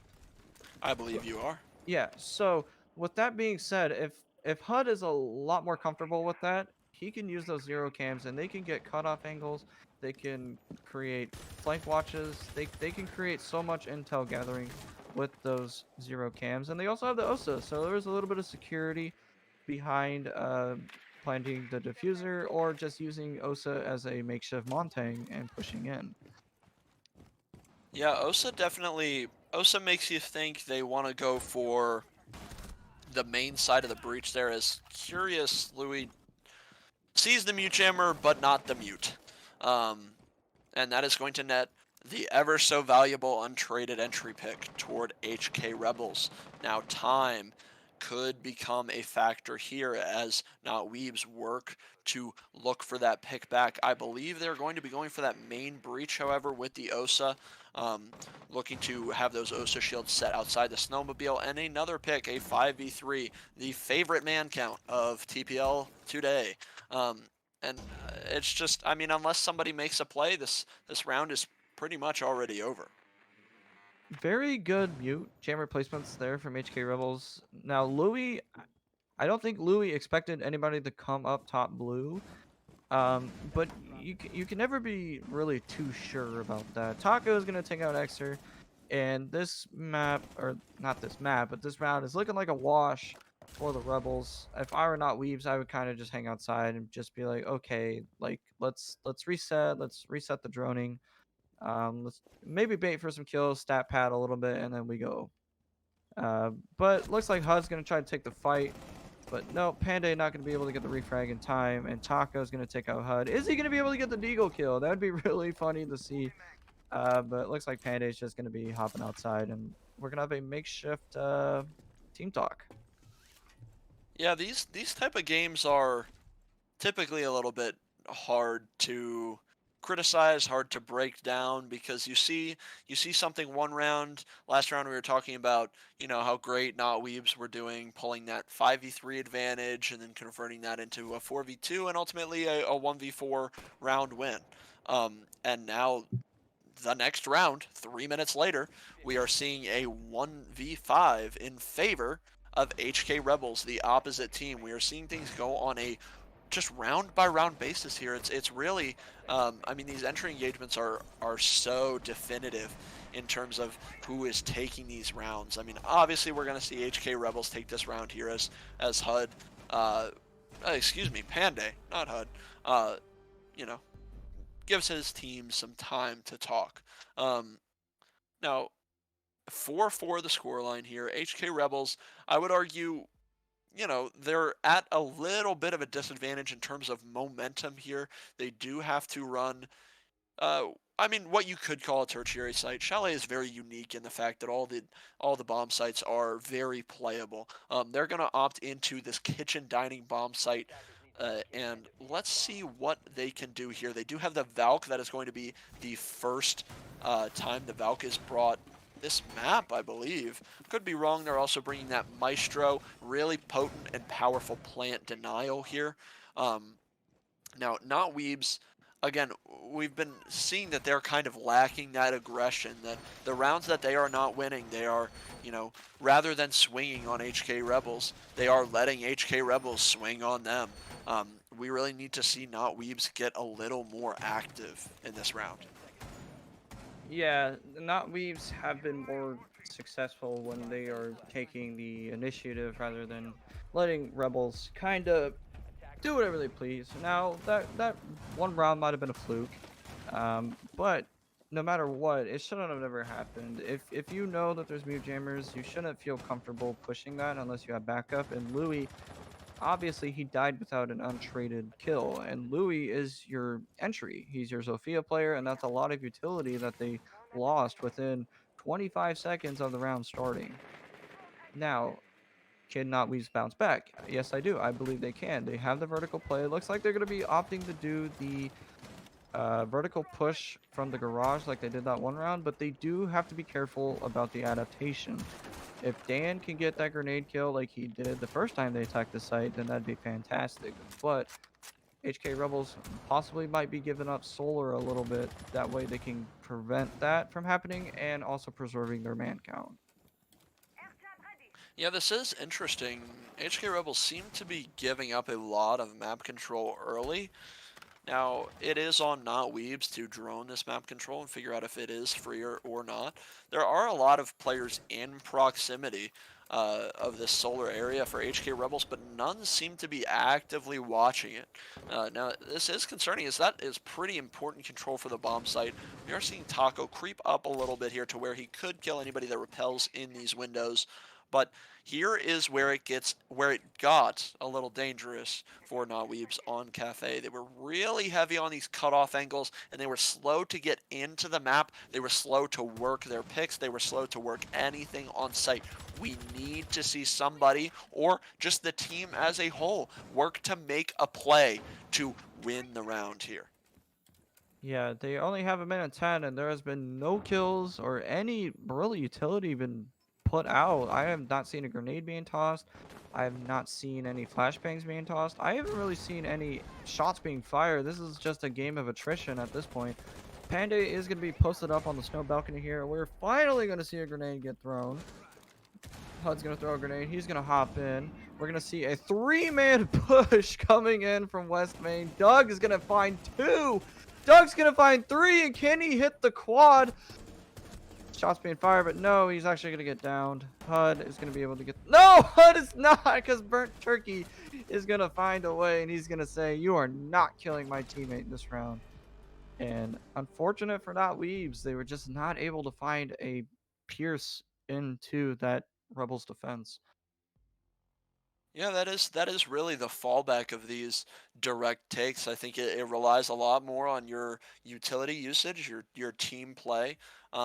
You really the first place you want to get into the map there. I mean, you are in the basement. That control is relatively free, but I think the first place you're really trying to get in is solar on that bomb site. You really want to pull that solar control so that you can walk down, you can bully that guy out of trophy, and you can slowly work your way into kitchen. But I mean, not Weebs there. I think we need to see them prioritize getting a foothold in the map, getting a little bit of map control, whatever HK Rebels are leaving for free before they work anything. We see when they are outside the map, when they're sitting on these windows, when they're sitting on these rappels, when they're, I mean, late round, we do see that 3-man walk up West Main, and good on HK Rebels for countering that. But I think we need to see something a little more comprehensive, something maybe a little bit more suffocating, something that involves a little more map control or a little more, I don't know, gusto from not Weebs here. We need to see something different is the point I'm trying to make. Yeah, it's kind of hard because obviously it's way harder to play and be in the heat of the moment than it is to like watch from a bird's eye view. What I think what not Weave should have done is they should have spread out the pressure and they should have been quicker to take those fights because if you notice with HK Rebels, when Doug was being pressured, he was able to get those kills because he's a skilled player, obviously. But Burnt Turkey was able to just rotate, and he was able to help Doug absorb the pressure, and Turkey ended up getting rewarded with a kill afterwards. Now Weebs need to be more efficient. They need to be quicker, and they need to be smarter with these pushes because at the end of the day, if they can't push within a select time period, Rebels are just going to eat up all that time, and it's going to be game over for the round. And now we are seeing again. Here's a little foothold in the map. It's very small. It's the the mud room where you kick your shoes off. But HUD gets that map control, takes it away from HK Rebels. That's what's important. Now we do need to work something maybe a little closer to site, but we are getting in the map. We are getting some control. That's what we are wanting to see here. Now on this top floor bomb site, what you are looking for, you're trying to get this wall open, maybe use the piano window or clear that piano shield so that that player in piano cannot pressure your planter on the half wall. So next steps, we need to see this wall get opened for Not Weebs, and then we would like to see piano get cleared or maybe just a cutoff player on the window. That is pretty low on the priority list of what we would like to see, as HUD getting opening pick there, Taco pulling the opening pick for his team. I believe that was from below. We really need to focus on something as a team as Burnt Turkey gets aggressive, and here is another 5v3, numbers of the night. Now, we haven't seen many of these pulled back in miraculous fashion, but Louis is doing his best. Panda, unfortunately, down on the ground in that Ivy hallway. Really unretrievable from his teammates. Louis and Dan trying to work this breach in these piano positions to pull back the round. Dan is going to be trying to find, I believe that is Vipoa. Yep. Oh, but Louis is going to find Jetcon, but does he see Vipoa? No, he doesn't. Dan's going to be able to refrag. No, and Vipoa going to get a double kill. An excellent retrade from his teammate there to clutch up. And I believe we are on match point for the Rebels. Yep, looking to not only secure a spot in the grand finals, but secure a spot in the grand finals without dropping a single map throughout the regular season, throughout playoffs, throughout anything and everything. They've got two opportunities here. They can lose this round if they really, if push comes to shove, you lose this round, you've got the next one. And Dan's team, this is when they took their time out. The last map on Cafe, they were down 6-4. They had a little chit chat, wanted to talk about things they felt were going wrong. They don't think they need that this time. So I mean, these have not been close rounds. This is a close game, but these rounds have mostly been blowouts. We really can almost decide who wins the round just based off that entry engagement. We are not seeing a whole lot of trades on the entry engagements this map. We are not seeing a whole lot of flipped rounds where you see somebody with the advantage and the other team pulls it back. I think, Dan's team, or excuse me, not Weebs, really needs to take the initiative here and look for that entry pick. I think they need to keep things simple. Louis was great on Cafe. Dan's been great. HUD has been good at pulling these, openings, has been good at pulling back these rounds. We need to see them work an entry pick, work maybe two to find a way into this round, or else, unfortunately, they will no longer be a part of TPL Season 6 playoffs. And this is kind of what we spoke about in the pre-match, or at least in the pre-map talk.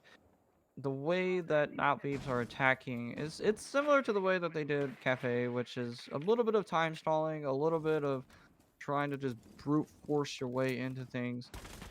but it worked a little bit, and then now HK Rebels is just like, okay, these guys are just wasting their time. Let's just stand our ground. And Louis gonna hit a nice shot on the turkey there. That's an excellent pick though. That is a nitro cell, and your Cade's gone, but I believe he already set up his electro claws, so he already did his utility right there. X are gonna open up the long angle wall there as they look to open up the boiler room wall as well.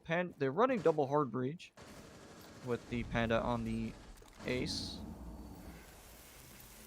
And we're just going to see what Rebels can do about this. Jetcon's going to get super aggressive here, playing on the boiler elbow. He's going to be able to not win that gunfight. Xer, is he going to be able to finish it? Yes, he will. Taco's going to get down by Louis. And Doug is not too far behind, but I do not believe Louis knows. Vipoa going to get aggressive here on the long angle, but nope. Dan's going to be cutting him off from the boiler room. And a flawless round coming out from Not Weebs. Who would have saw that coming? Yeah, and another round that was open and closed by that entry engagement. I mean, we're seeing it. Maybe not the entry engagement to be crystal clear is not all the time winning these teams rounds, but it's the effects of the entry kill. You see that 5v4 on the scoreboard and you feel, hey, maybe even sometimes you're in a better position, even though you're down in the man count. The time is low, or the other team doesn't have anything in terms of map control, but you think, hey, I really need to even that. So maybe instead of communicating with your team, you get aggressive solo, you look for a pick, and it goes the other way. Now it's a 5v3, and that is a round that is really hard to pull back. But again, great job from Louis. He was on that cutoff. He played it well. He got a pick on that player in kitchen, but we need to see that replicated. Now, on this kitchen bomb site, this is a roam clear that we need to see something a little more kill-oriented, in my opinion, from Not Weebs. They've been looking for some of these more direct takes that have been stalling out a little bit. We need to see a little bit of a change if we want to push overtime here on map 2. And Not Weebs have struggled on this kitchen site so far in this attacking half. I don't believe they did not win it the site the time that they did go. And they really have to push it in the overdrive just to push into overtime. Xer not having a fantastic game on the frag department, but he was able to get his breaches opened and use his ability. He was also able to get a kill that round. HUD on the snow balcony. He's going to be trying to find the cutoff angles, trying to find a place to get an opening with Louis. Dan is going to be outside of games. He's going to hop in, try to get that downstairs control. Never mind, he's not downstairs. He's actually on library big window. My apologies. Nice camera work coming in from Louis on that top mezzanine, top main staircase there. As Dan is going to make his way in with his clone.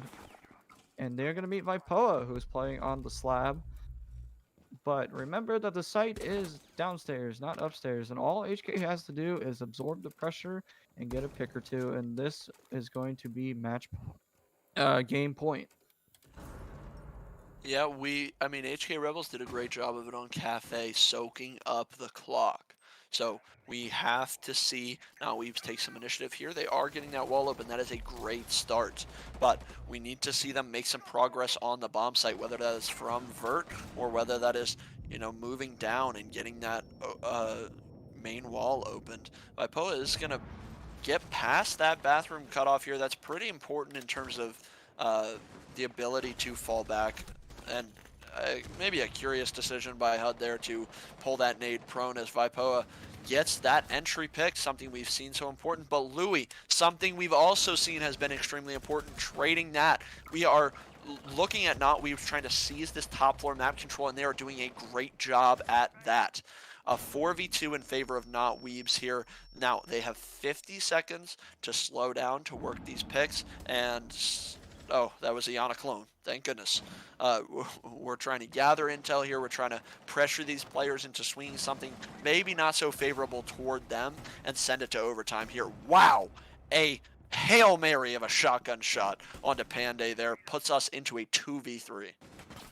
And Keep in mind that JetCon on the Maestro, on the Alda, that gun has a lot of bullets, and we're about to see it. Doug is going to get one. That's going to be Louis. Is he going to be able to get two? Pre-fire's coming in. He does have the close range of shotgun. He's going to take out... No, Exer's going to eat it, actually. And Doug is all by himself now. He's going to down Exer. Oh, Dan. Doug! Oh! Doug! Oh, my God! Wow. Doug, what diggity a Doug is clutch. dugging. Oh, my God. Wow. Doug. Really. Uh, wow. Wow. I mean, we saw it on Cafe, we saw it on that last round there in Chalet. I mean, really, the time did become an issue there. I mean, there was that miracle of a shotgun shot out the trophy window, but I mean, other than that, you've got to have a better plan than pushing down a staircase into a shotgun. There's got to be something better going on there. But just a great clutch from Doug, a great map from HK Rebels, a great series from HK Rebels, Oh, and yeah. big ups to Weebs. I mean, they put up a very respectable fight against a team that they were not supposed to beat. I mean, I'm sure going into that game, as a player, you're not thinking, hey, I'm okay with losing this. But really, we sitting here on the top down view, we think that one team looks better than the other. And today, that team came out on top. I just I do feel like the attacks from Not Weebs kind of bit them in the butt towards the end. They had a very solid half on Chalet defensively, and Cafe they did not play that bad as well. They played very well tonight, but I just think that they were a little bit behind on the attacking part, and I think that's what ended up causing them to lose this playoff. Yep, and that means HK Rebels book their ticket to our grand final that will be Thursday this week.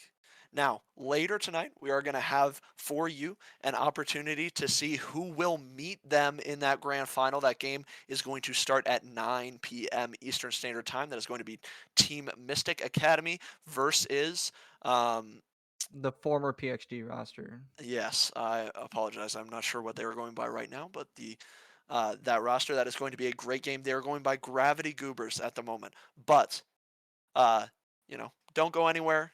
Go grab a snack. Go, grab a shower. Go, talk to the parents. Go, do whatever. We'll be back in about an hour for hopefully another high caliber game in TPL playoffs.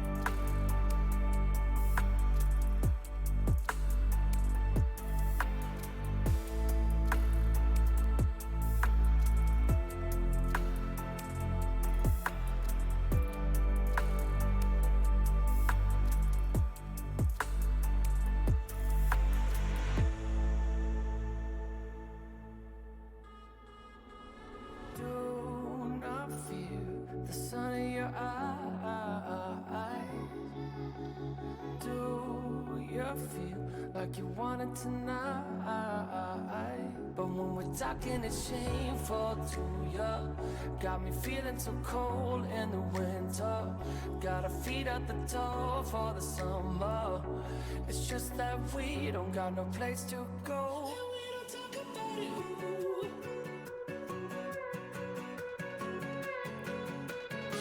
don't talk about it.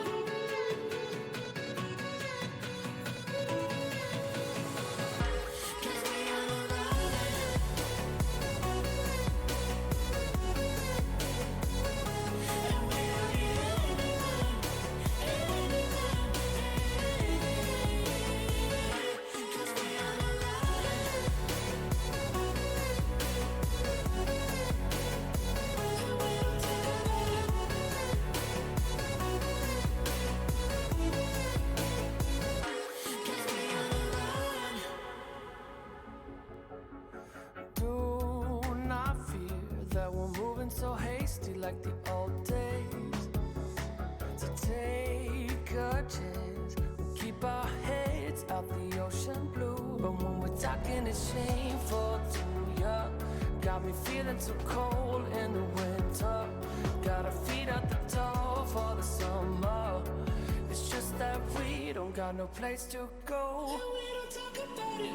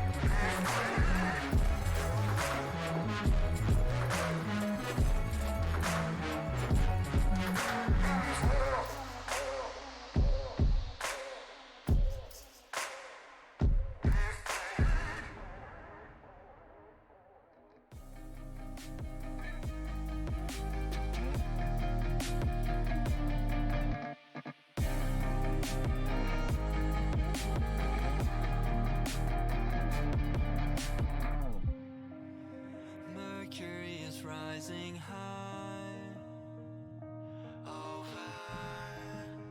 over the horizon line, and we're just beginning.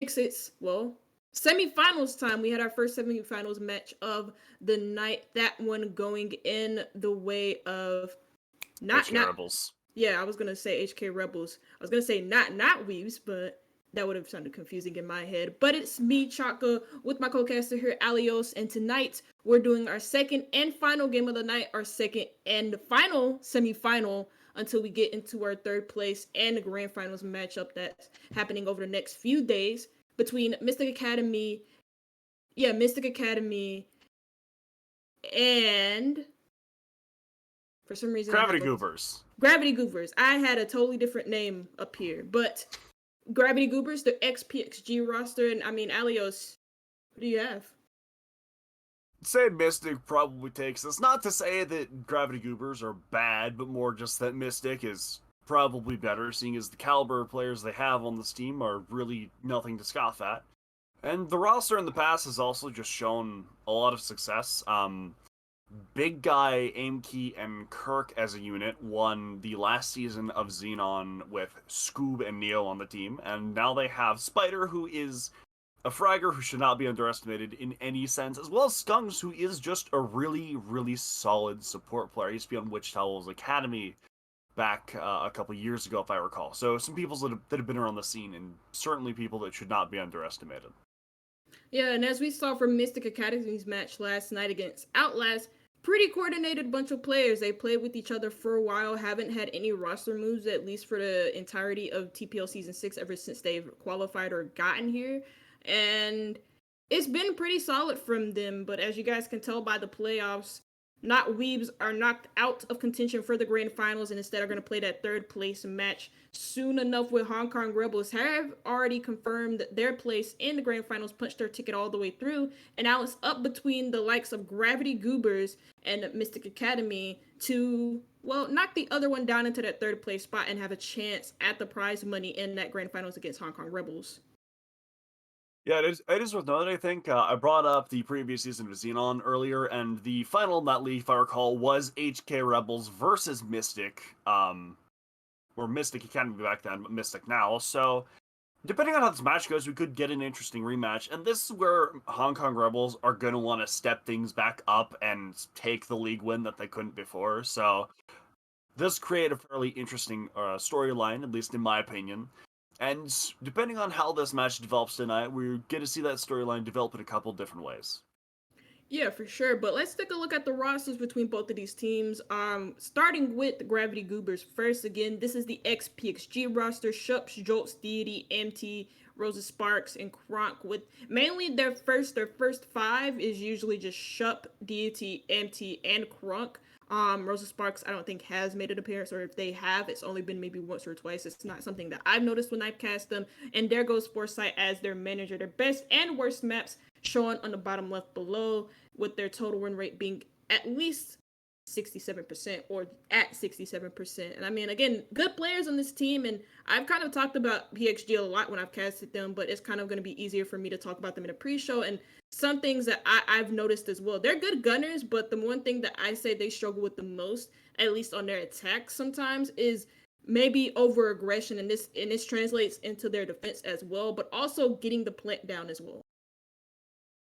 So we do have to agree there, but we do have another thing we have to look at, which is the Mystic Academy we've been talking about. Aimkey, Skunky, Big Guy, Spider, and Kirk. A fairly consistent lineup full of several great players. Total win rate is 100%, which is a pretty good statistic, with their best map being Skyscraper and their worst being Border, which is very interesting to me, as both these maps are a little bit more out there as far as a lot of teams are concerned. A lot of teams aren't very good at either of them. But Mystic being better at Skyscraper to me does show that they like a lot of coordinated aggression. They like to be up in your face, but also together in doing so, which creates a kind of web of guns that can be very difficult to get around. And Border's an odd one. I can see why you wouldn't like Border. It is kind of obtuse for a lot of teams to figure out. Yeah, Border is probably my least favorite map in a map pool. I've said this multiple times on different casts, just because I don't like the way that the map plays out a lot of the time. It's very clunky, and at least a lot of the gunfights that I see is very much out there, like you said. It's very different compared to others' maps. It's very small, chaotic. It's just a lot of mess, and a lot of people love Border. I'm not one of those people, but when I have seen a match, they have been very entertaining, at least for that. But speaking of the map, speaking of the teams, let's show the battleground between both of these teams and where we'll be facing off tonight. Villa and Bake are the first two maps banned. Oregon and Theme Park follows, with Clubhouse and Border being the last two banned out. Skyscraper, Chalet, and Cafe are our three maps tonight. Now, one thing I would like to note is that if you recall the two roster screens we had previously, Mystic's best map was Skyscraper, which is in the map pool, and the worst map for Gravity Goobers was Chalet, which is in the map pool. They did pick it, so I would guess that they have something cooked up. Otherwise, there's no reason to go there if you don't. But we'll kind of have to see how that goes. Again, I'd imagine they've been cooking something. They've been doing some stuff with whoever their coach is, kind of just in the back off stage, and they're going to want to bring that out now, as this is typically towards the part of the competition when like the stuff you have hidden away starts to come out.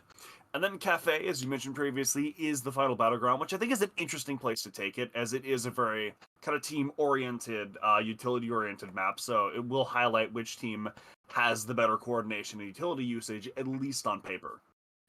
Yeah, Cafe is an interesting one because it's a good. I feel like it'd be a good third map to go to if we get to it. At least for both of these teams, they have good coordination. They have good teamwork. Again, for PXG, it's all about getting the bomb down. And sometimes when Mystic are like torn apart from each other, when they're forced into separate gunfights and they can't refrag, it can be a bit of an issue. But you know, they played well against Outlast last time, and Gravity Goobers took a surprising 2-1 win over Lycus Empire, who, for everybody, including me, we didn't think that they'd be here at the semifinals, but they got here, and I'm very proud of them. I've always been a big fan of PXG ever since the first day I watched them, which was in the open qualifiers, and to see them not only kind of like improve from the open qualifiers and get themselves all the way into the semis is something that I'm kind of proud to see. I kind of like that from them. But Skyscraper being our first map, that's very interesting from Mystic Academy's point of view. It's their best map, but also how are Gravity Goobers going to play on it? Well, I am interested to see how they're going to play on it, because, well, obviously, Skyscraper is one of my favorite maps personally. From the perspective of a player, coach, and caster, it is a map that I like to delve into quite a bit, so something that I'm hoping both teams will get at it, because obviously we don't want a one-sided series. It's very boring, but I also do want to see Gravity Goobers do well here, as it is always nice to see a team that you don't really expect to do well make that kind of Cinderella run and prove everyone wrong, especially because they have a player called Kronk, which just like always reminds me of like the poison for Cusco's poison, which, you know, you gotta have that guy in the grand finals. Yeah, no, for sure. It's just, I think it's going to be very interesting going on to Skyscraper. It's one of my favorite maps in the map pool, along with like Theme Park. And those are pretty big maps, at least in terms of like their build and whatnot. And Theme Park is a lot slower paced than Skyscraper, where Skyscraper can alternate between medium and fast paced. Just because of the way the map is built and because of the way that the attackers have to attack it. Chalet is an interesting one, like you said when we were talking about the map picks as well, because it's the worst map for Gravity Goobers, and for Mystic Academy, we don't really have a lot of statistics on it, but it's a pretty good map for them, I assume, as well. Yeah, the, teams like Mystic that tend to like to play very together and very coordinated do tend to do well on Chalet, just because it is a map that really benefits a team that is able to coordinate and play off of one another. So I'd imagine that they are going to know it, and it's also, at least in my opinion, only about a step removed from like the default maps being like Oregon and Villa and Clubhouse. So it is a map that you're typically going to expect more experienced players to be very good at. And that is really, I think, the defining word of a lot of the players on Mystic, especially players like Skunks and Big Guy. Big Guy, if I recall, was a CL analyst for Wichita Wolves a while ago. So obviously someone who's been around the block a couple times and someone who is going to know these maps. And he's also the IGL for the team as well, so he's going to be bringing that experience in and really herding his troops around, rallying them behind a common point, and making sure that they head in a direction that is going to be valuable for them. But again, I do think that there probably is something cooking from the side of Gravity Goovers, because this map choice really doesn't make sense if you don't. Yeah, and that's well, I've casted Gravity Goobers. I haven't. If I have seen Chalet, I don't remember it quite well. But it's not a map that I've seen from them at times. But obviously, they have played it a lot. If it's in their best and worst, or if it's in their worst, it's categorized as their worst map, and if it's in that map percentages as one of their most played maps. But anyways, regardless of that, we talked about Cafe a little bit as well during the ban phase. Cafe is a very interesting map to go to. It's a map that plays well into team coordination, especially on the attack, but also don't underestimate the coordination it needs to have on the defense as well because, well, big map, roam game, very, very important, and you need to be able to communicate with each other on that roam to be able to make the trades work in your favor. Skyscraper though being our first map up. This is Team Mystic's pick, and I feel like this is a high preference map pool for Mystic Academy, in my opinion. At least on paper, Mystic does have the advantage in map bans. We'll have to see how the operator bans pan out. Monty being banned first. That does make sense on this map, as a lot of teams really like to use him to do very quick takes. And judging by Kirk's comments in the all chat, I'm guessing that that's something that Mystic was probably going to want to do as well. Speaking of Mystic, they have the next attacker ban, which we're going to see in a couple of seconds. And, well, it's a Ying. Another very, I think, reasonable ban on this map, as Mira is really, really good. Really, any map if you know how to use her, but I think on this map specifically, she can offer a lot for the roam clear just because of how some sides of the map are typically held. So it makes sense that Mystic don't want to deal with her. But the question is, where going to be their bans, at least for the defensive side of things? Of course, you have the Mira being an option, the Azami as well being an option, and an option that Team Mystic end up taking in the ban phase. And the last ban is going to be picked by Gravity Goobers, who instead of banning the Mira, which the Ying would be a direct counter to that, Solus is going to be the last one banned out. And I think the defensive bans are pretty solid, as well as the attacker bans, especially when you think of Ying and you think about her being very, very powerful in terms of her execution prowess, at least on site. And the fact that Team Mystic take that away from Gravity Goobers, who I feel like struggle in the execution parts of their attacks. Nothing else really in terms of like their setup, in terms of how the way they move or their pacing, but mainly in the execution phases where they seem to fall apart. And Ying can help you pull that together. And Karaoke T is going to be the first site picked here by Gravity Goobers. And again, when I mention Ying and when I think about Ying on this map in particular, she's very good at deconstructing holds around the drum area, around the top of Dragon where that shield is placed, or even inside of Geisha, most importantly.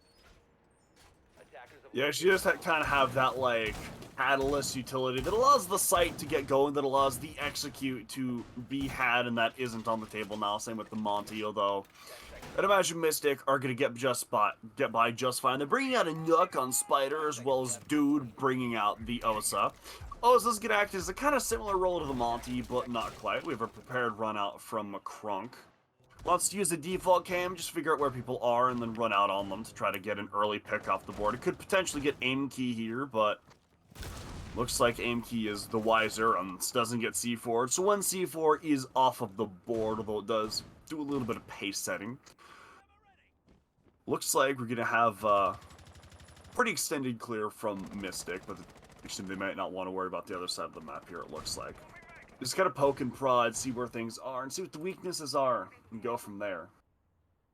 Yeah, you have Dude and Skunks on the drones, droning at the top of a row. It seems like, on the bottom of the brown stairs area and the lounge area where the overturned table is. You have a player also being droned into the area of the map, and they know that somebody is on the bottom or in the middle of the the black stairs, which is the Jaeger of Deity. You also have the challenge coming in here from the Osa, so that may allow Kirk to sneak up behind him, but he can just hide under or in a pretty safe and secure spot on those black stairs. And not only does he not have to overpeak the Osa, who, if Dude just ends up pushing in without really any protection, can easily be assassinated by any of the crossfires that exist on that second floor, at least from the other half of the Gravity Goobers defense. Certainly is the case. One player inside a pantry gets seen by Kirk, and he fires off some pot shots to try to grab him. Runs